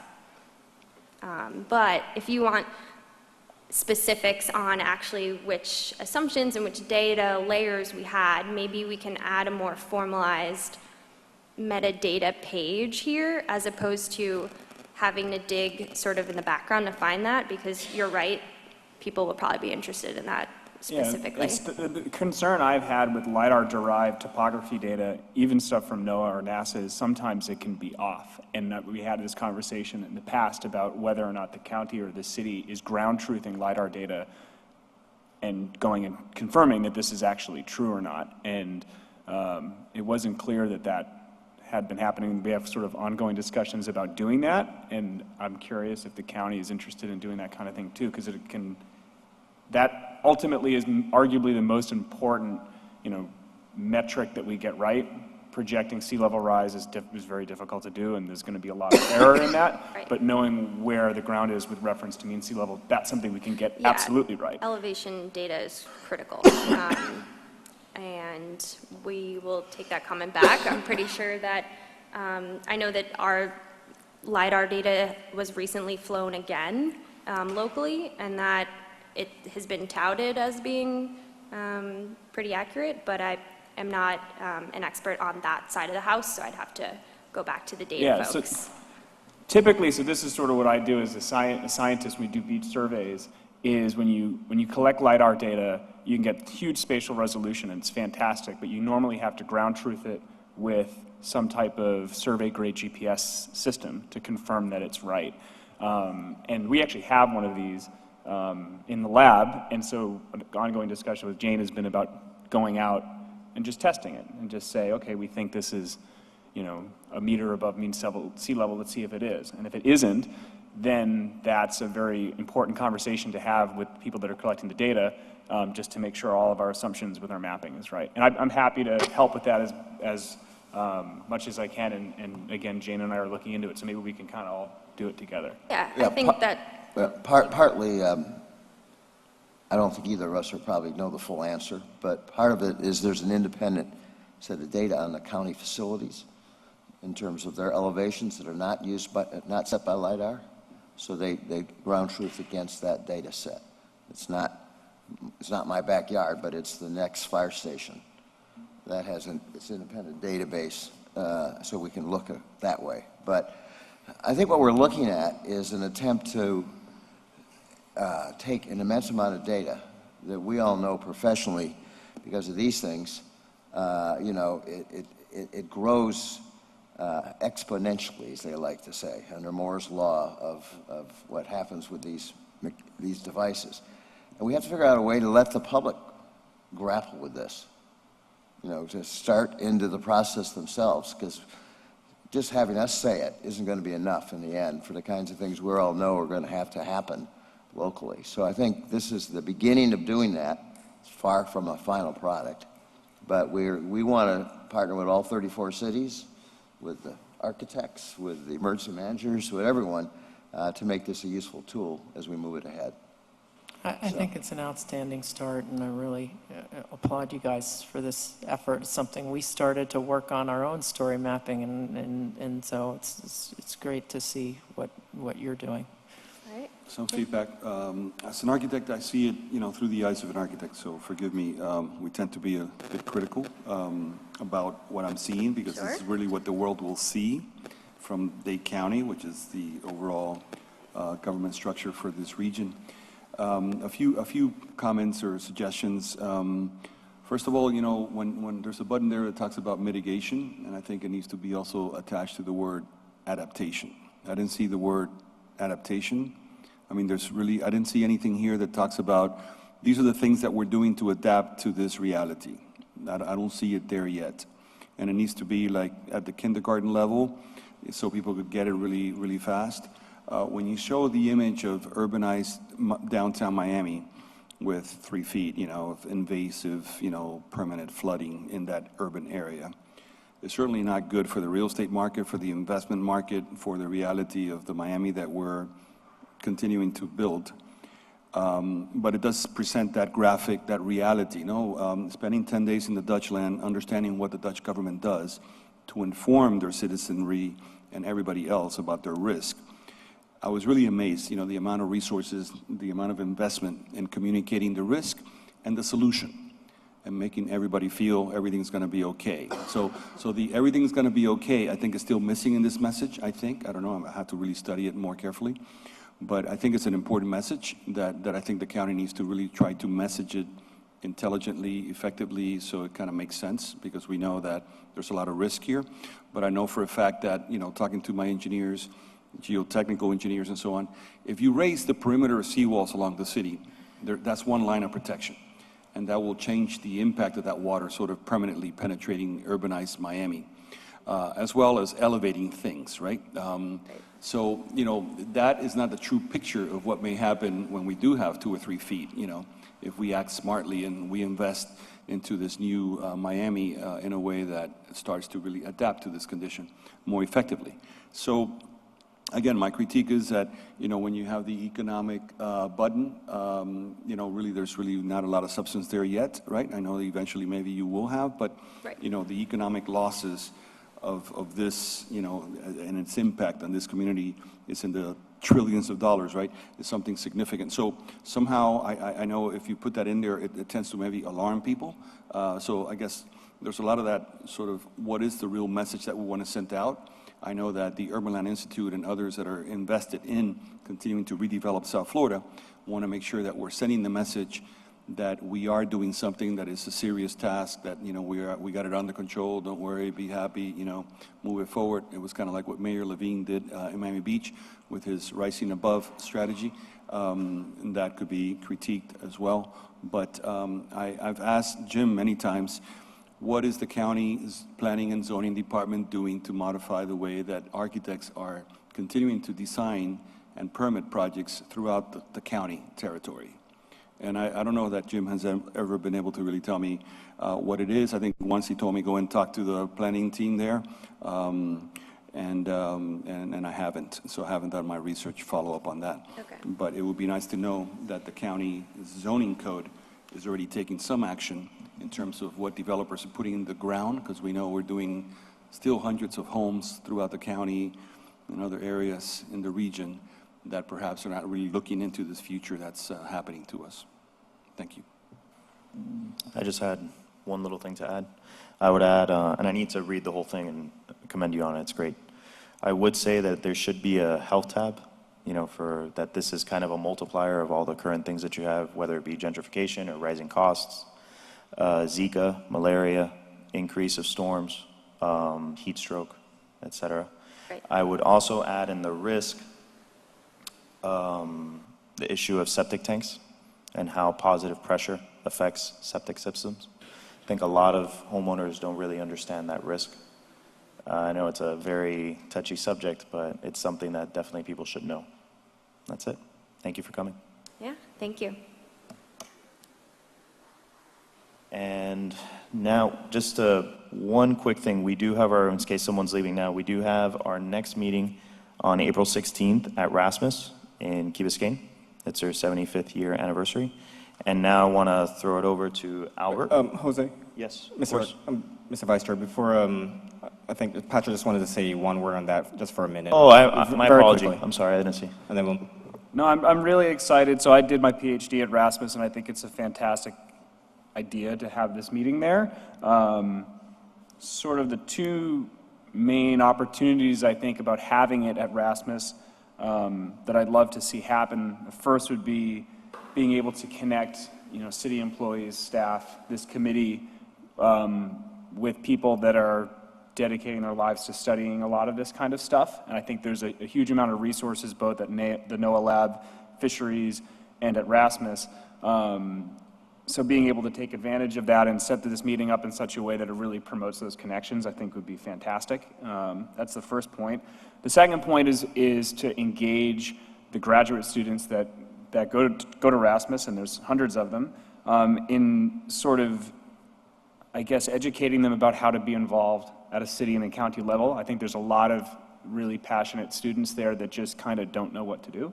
So I think that this meeting could be an opportunity to both get a lot of people to show up. I think I'm going to work hard. I've been meeting with the executive director at Rasmus to try to promote this meeting and try to get the entire campus to come. So hopefully hundreds of people. So I would ask the committee to, I think we should be prepared for a fairly large audience, a passionate audience that are going to probably be most interested in topics like climate change, impacts on the environment, those types of things. So I think the agenda should reflect that, kind of being prepared for it. And then maybe, I'm not sure who the right person to be, who it would be, but maybe an opportunity is to give some type of presentation briefly that's really directly addressing the students, that can maybe highlight how to become involved in Miami, in the city, in the county. I think would be hugely helpful, and I think you get a lot of students that would really value that information. Patrick, we could, Yep. Our office is probably the right entity to do that type of presentation to the So city. we could put that on that could be part of the agenda? Okay, I think that would be really cool. The other thing is, in terms of timing, I saw 7:45, is that the beginning of the meeting? 7:45 is at the beginning of the meeting? No. Oh, that's tonight, sorry. Benda, So it'd be, we're running a little late. yeah. So same it's- time, like 6 to 8? I Yeah, think? so from my discussions with them so far, it's maybe regular time 6 to 7:30, run through the meeting agenda, and then they will offer a tour to the committee and invited guests of the Sustain. The Sustain tank, yeah. Which So- is a... Yeah, the Sustain tank is a inundation hurricane simulation tank. It's the largest one in the world. You can simulate Category 5 hurricanes, and they built it primarily to start doing a lot of engineering projects to look at the impact of sea spray and wave action on buildings. So it's very, very cool. I think they're going to spin it up to Cat 5 for you. It's pretty intense. And I just anticipate, I would anticipate a lot of questions. So I would say 1 hour for that meeting is probably too short. I would probably plan on an hour and a half or potentially even more. But I'm very excited it's happening, and if there's anything I can do, I work at Rasmus, so anything I can do to help out and promote it, I will. So. Okay, thank you. Albert Gomez has a presentation. Thank you for waiting patiently. No, please, no worries. And before, my daughter's sick, so if you could like get to I'm going to it read the first page and that's quickly. it. She's got a fever and she's No problem. dying. She No hasn't problem. eaten all day. So I did a little bit of research on Miami 21 because I wanted to do, off of your suggestion, put motions. That's what we're here to do, put motions so that it goes to commission, and commission then makes decisions, and then we actually make impact as opposed to talking. And what I noticed was, I've done this before, so I did a word farming exercise of Miami 21, and I pulled from the Miami 21 code critical words that I felt were relevant to sea level rise. And I put it through not a vertical horizontal SWOT analysis, but a top vertical SWOT analysis, and put it in, and then pulled that and took all the strengths and opportunities and gave you my observations and on each of those farmed words from the code. One of the things that in reading the code I noticed is that the code has an addendum feature. I guess when they were releasing the Miami 21, they had to go ahead and do an addendum to it, and they put through the addendum, and I saw code modifications right there on the fly. It obviously motivated somebody to make a code change of whatsoever. We're talking about something very similar to that, something very impactful to that. But then I understand, I don't write code. I don't know what to write. I don't know how to even write a motion half the time. So I started researching how they came up with Miami 21, and it brought me back. They had a very useful link right there on Miami 21 website and all the details, which brought me back to the American Planning Association. And in the American Planning Association, there were doctrine and guidelines and code definitions that are used for constructing code and was used for constructing Miami 21. And in that, it showed things that we all know, which if you were to go to certain areas, transit-oriented development, TODs and special purpose plans, and then all of a sudden the NCDs came up, and the NRDs, which were brought earlier up by Chair Regalado. And what I noticed was that all of a sudden that there was this whole area where it highlighted zones and districts, and that ultimately when the definition of that was to tighten or improve the code to better raise up to the challenges of that particular area, whether it be socioeconomic, whether it be transit challenge, whether it be anything. And then we're here talking about sea level rise, and we don't have a code mechanism for that. And then what I realized is that there is a comprehensive plan being put forth. We've been talking about adaptation action areas for some time as a mechanism for cross-jurisdictional benchmarking and suggestions and guidelines. But all of that means diddly when it gets down to the code. You have to go back and modify the code. And that only happens through commission action. And ultimately, we need to have tools to have that happen. I don't know if an adaptation action area is an actual physical tool written. It's not in the adaptation. It's not in the American Planning Association guideline. So I wanted to stick to the cloth of what it was, how the code was directed, and the tools that we have ready-made available. Why do I bring that up? And now I bring to the first page, which is what groups are involved: the City of Miami Commission, Sea Level Rise Committee, City of Miami Planning and Zoning, Building Department, City Manager's Office, obviously the Office of Resilience. The goals of the research was to understand Miami 21 code, existing constructs and tool sets that are available for application of sea level rise ordinances, innovation zones, code changes, and design guidelines. I put Sea Level Rise Committee's role in improving the resilience of Miami 21, developing a transparent and inclusive and outward engaging project review committee or board to address in real time all active public projects and related pipelines that can be benefited by the code changes, innovation opportunities that resolve key code linchpins that hinder resilient neighborhood-centric design. And what that brought me to was the problem statement. The current development pipeline in the Senate, this was brought up earlier by several audience members here, civilians or citizens. So The current development pipeline in the city of Miami is in the hundreds of millions, if not billions of dollars. There are public and private projects that are being approved now without any adaptation or mitigation standards in place in and around sea level rise. While the comprehensive plan is being developed, and since adaptation action areas do not directly change the code, we need a planning tool or mechanism in order to effectively revise the current code so that current and near-term projects can better align with their current and near-term sea level rise projections. So from my standpoint, I knew that we had to do something within the lexicon of the American Planning Association's guideline. That's where the district concept came to bear. First, the conservation districts that we have, the transit districts, all these things that are driving methodologies for changing code, changing development, looking at neighborhood design and all these things.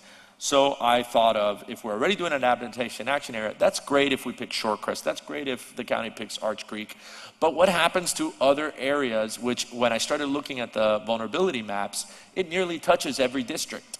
It touches every district. So when I say district, it doesn't mean commissioner district. It means a designated geographical district that is defined simply by their vulnerability. And if that's through a map, that's a map. If it falls within a commissioner's district, he can animate that and compress that to whatever size or scale the vulnerability and threat is known.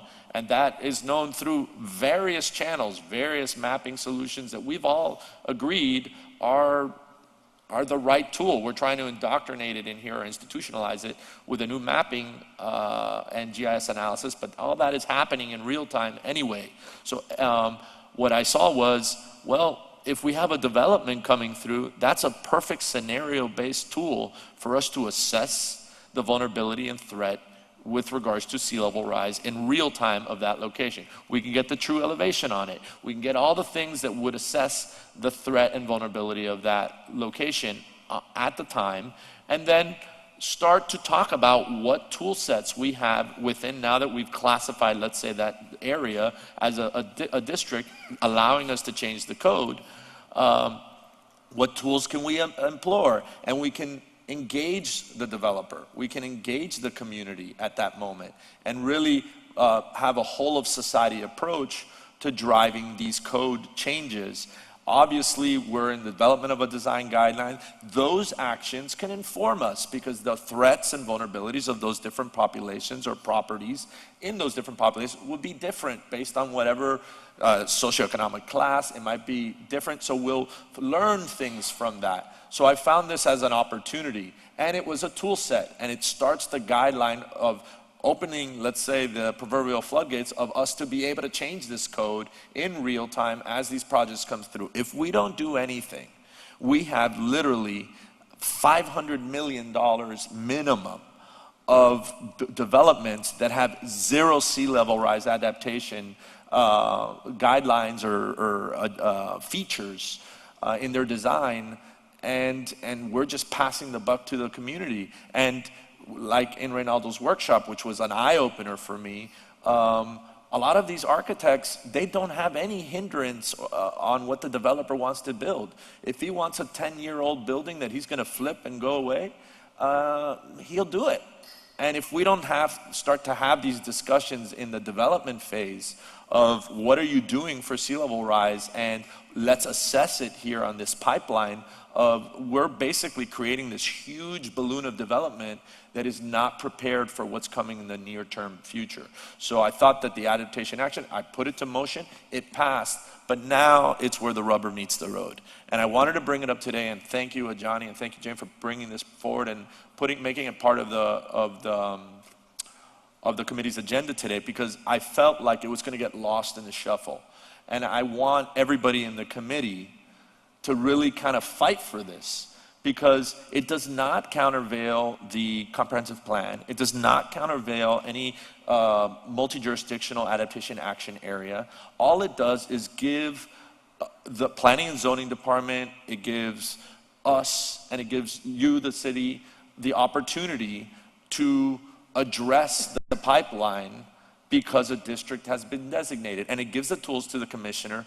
in his district to address those issues and really have a tool. Right now they don't. They don't have a tool for this, and they need one.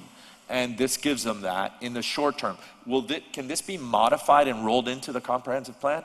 Absolutely. There's no hindrance to that. I read through the American plan. There's nothing that says it affects whatever ongoing projects you're doing. So this is just an immediate, real-time solution that we can employ now. And I wanted every committee member to really back it up, maybe talk to your commissioner or whoever you'd like at the dais, and promote this and tell them go for it. And I wanted the city, the population, to hear it and start a fervor about it, so that they're here when it is going to be put to commission. I don't know when it is going to be brought to commission, but when it does, so that they show up and they raise heck about it and talk about it and bring it forward as an important tool that we can implement. And that I'll leave it at that. I just wanted to shine a light on it and show the importance that this is right at our hands right now. We're talking about what we can do. Well, this is a first step, what we can do, and it doesn't change anything. It doesn't deflect or deviate any of our plans or our efforts. So I just wanted to do that today. And that's, I think that Ajani can probably make this available for anyone. It has research on the American Planning Association. It has research on Miami 21. And it just gives you my general assessments and observations on the different tools and details within the code. And yeah, and that's it. So thank you. Of course. Thank you, Albert, for this. So two things I wanted to clarify. So the intention of our workshop with the architects and the planning department was really to initiate the action of codifying resiliency building standards, right? That was the objective. I think we accomplished probably about 10 or so items that we felt were actionable, and we're working on those. So that's going to be significant. One thing that someone very wise told me the other day about strategies like this, instead, and this is sort of like an idea of evolving what you're suggesting here, instead of doing these sort of districts to take action, we could actually promote the idea that certain developers that we already have in this community that are proactive with the idea of resiliency through design initiative in their buildings, that we establish pilot projects for different building types in different transects. It could be in a T68 transect, it could be a single family home. So these are kind of demonstration projects that we could encourage to do throughout the city of Miami, okay, that have these sort of features. And we talked about flexible adaptability of a high-rise. Let's get a developer that buys into that idea. I already have one project, 42-story tower in Fort Lauderdale, that did that, and that becomes a demonstration project there. So instead of doing districts, what if we start to do actual individual projects that are incentivized to innovate, with resiliency design strategies, and create pilot projects that then we could go and see and touch and experience them and understand them. So incentive zoning or incentivizing is one aspect, and I think at the end of your topic, most of the architects in the room said we need to do both.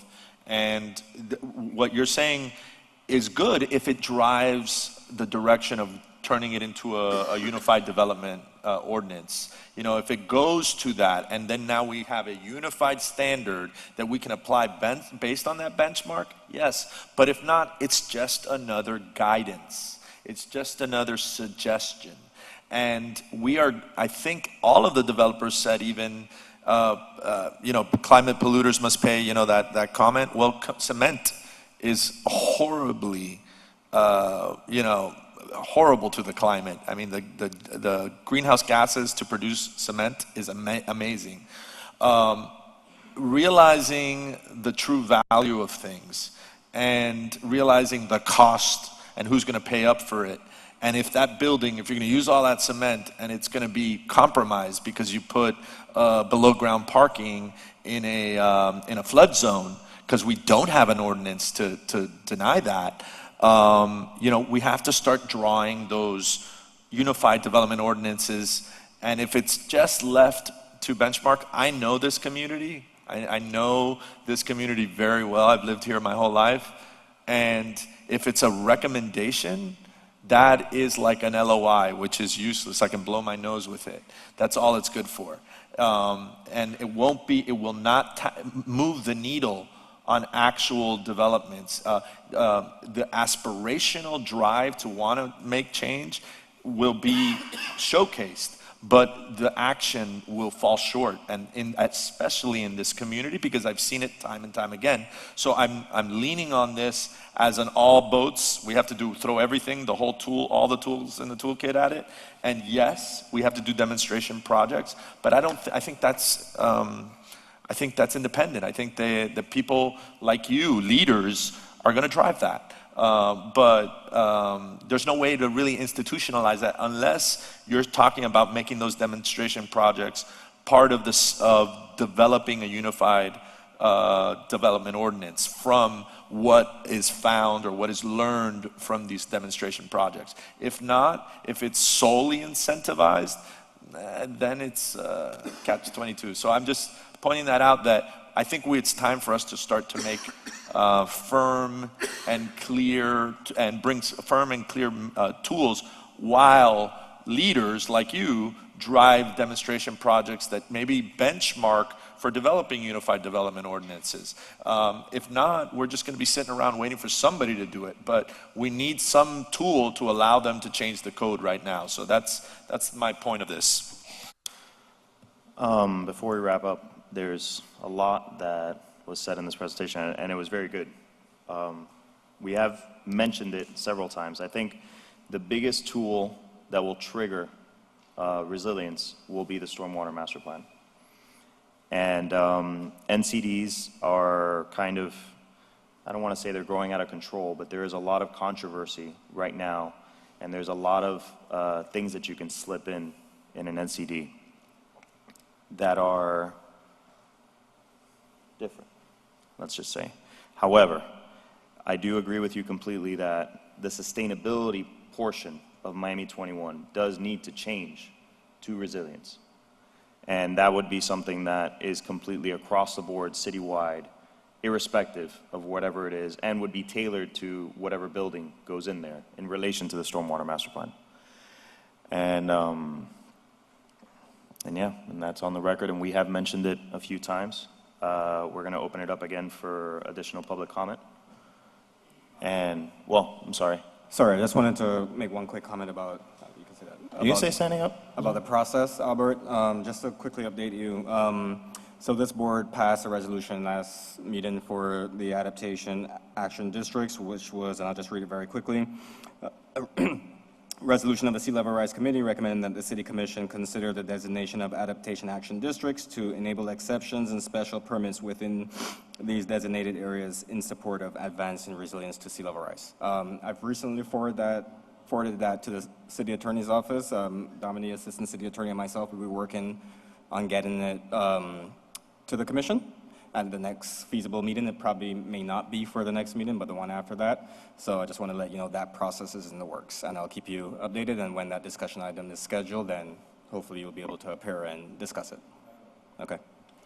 It may be also useful, I was just thinking this with Ajani, for us internally to do some heat maps of where the highest development is going on in our more vulnerable areas of the city, to sort of understand where we might start looking at where that might be. You'd be surprised that a lot of it is in the T4, not necessarily the T6 and 8. Yeah, no, I think that's right. All right, public comment? Thank you. Gotcha. Again, Maggie Fernandez. I'm so depressed. I need to have a drink for two reasons. Number one, it's impossible to talk about sea level rise without talking about the impacts to sea level rise. I'm not going to mention the word because we've done a very good job today of not talking about the word. And I'm so sad that in the counties, and I already talked to your staff over here, who's lovely, that the GIS website is beautiful, and it has such great information, but it barely even touches on climate. We got to do a better job of that. And it's your responsibility, and I understand that it's outside of your scope, but we got to do a better job of that. We can't talk about adaptation and not talk about mitigation. If not, we're just going to be constructing our streets up and up and up, or whatever we're going to do for like the rest of our lives until we're no longer here. Anyways, the other thing I want to mention quickly, this is not for you all. You all are lovely and you're great to look at, but I am so tired. This is for the mayor and for the commissioners and the city manager. So tired of standing at this podium and seeing only men and white men. So tired of it. There's a room full of women here who have stayed through the entire meeting who I'm certain would love to take some of the positions here on the Sea Level Rise Task Force, and I'm certain will get stuff done. So let this be your wake-up call, and you guys are my friends, well, the ones I know. So I'm not trying to be, an asshole. Oops.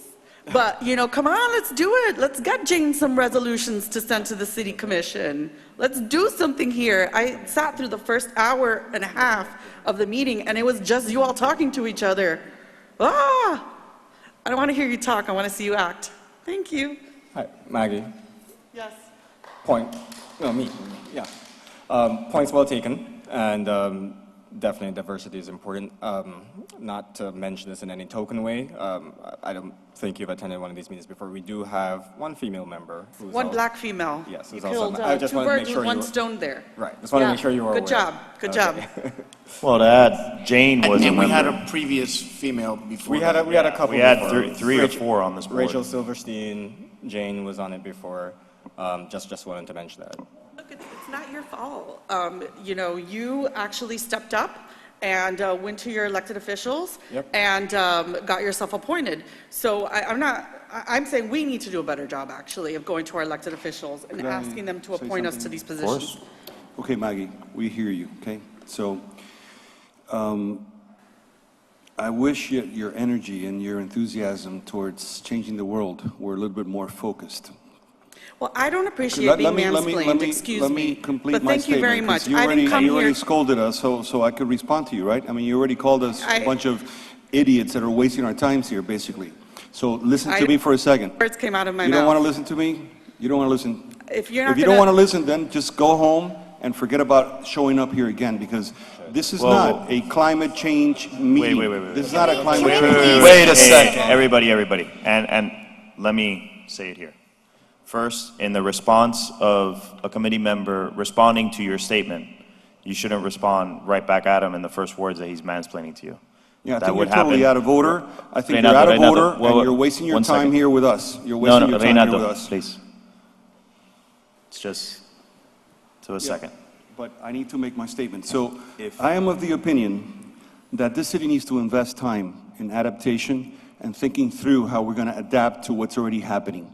The scientists that I have met throughout the world that are a lot more, intelligent than you and I have told me that no matter what we do here, we could all go into complete carbon neutral action here in this community, okay, for the rest of our existence. The heat that's in the ocean that is creating the thermal expansion, the ice that is melting, okay, all of that is irreversible, okay, and that's what I've heard from the scientists that are looking at this continuously. So my action plan as an architect in this community is to think through adaptation, okay, not through, I don't want to spend an ounce of my energy in this planet right now fighting the polluters, okay, because I think we all are that, okay, otherwise, I think we're hypocrites, but we're all polluting. So for you to come here and tell us that what we need to be focusing on is, liability of who's created this problem and this and that, I mean, I'm of a different approach, a different strategy, and I wish you would respect that, okay? I think that you come here to listen, you get frustrated. I'm telling you, the best way to invest your energy is to think about what is Miami going to do to adapt to what's already happening, to the future that's already coming to us. Okay, that's where I would put my energy. Not in coming here, making us feel like we're wasting our time and that we're a bunch of incompetent individuals here and criticizing the mix and the equity balance of this committee. I think you're wasting your time. I don't appreciate it. I personally don't want to hear about that again from you. If I have to, I have to because I'm here. But, we're all volunteers here and we're all trying to give back to our community. We all love Miami as much as you think you like Miami or love Miami. But I find your presentation, your approach, offensive, misguided, and a waste of energy. I just wanted to say that in this public forum. Mr. Chair, may I have a say? Of course. Okay, Ms. Fernandez, I thank you for coming here and sharing your insight with the committee. I think a lot of the members in this committee are very passionate in what they do. They've been here for a while.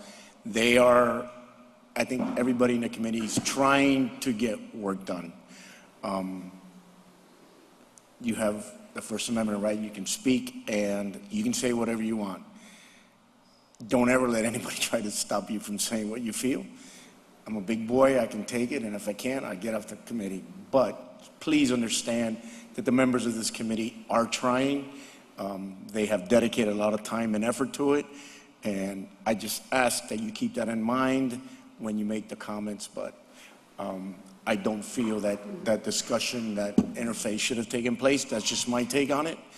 As a member of the committee and a city employee, and you know, I know everybody in this committee is doing the best they can. So keep it up. Thank you.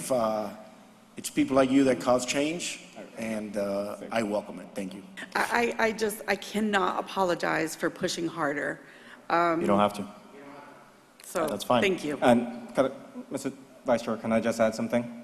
Yes, of course. Maggie, committee, staff, definitely appreciate that you came and had the opportunity to say what's ever on your mind. My comment was just informational, as to we had for one current female member and 3 previous female members. May or may not be enough. I was just sharing that information. That was all. Thank you. You're welcome. Bravo, Maggie. I was just going to say two things. The first, I'm the one that replaced Rachel Silverstein, so I'm totally, it's my fault, but Rachel's fantastic and brilliant, and it was actually the other way around. Ken Russell, commissioner, came to me, it wasn't the other way around, asked me to be on the committee, and I completely agree. I think there should be more women on the committee. I totally agree with you. The other item is sort of, and it's come up a bunch tonight, about climate change and how much we should be digging into climate change, and that's something we've talked a lot about. And I think it's something that we'll continue to talk about. And there have been discussions about, is it feasible or appropriate to broaden the scope of what this committee does? As you can already tell, it seems like we have a lot to deal with. And so perhaps down the road, maybe it's something we could advise a commission like, hey, a lot of people are bringing up climate. It's disturbing to us to know that there isn't a committee that's dealing with this. So maybe there should be. And that may be a conversation we can have, and we've talked about it, and I think we'll continue to talk about it. But it is something that it's come up, and I think everybody agrees that it's a big issue. What the solution is going to be, I don't know yet, but I think just to reaffirm that it's on our minds and we're aware of it and we're trying to make progress on it.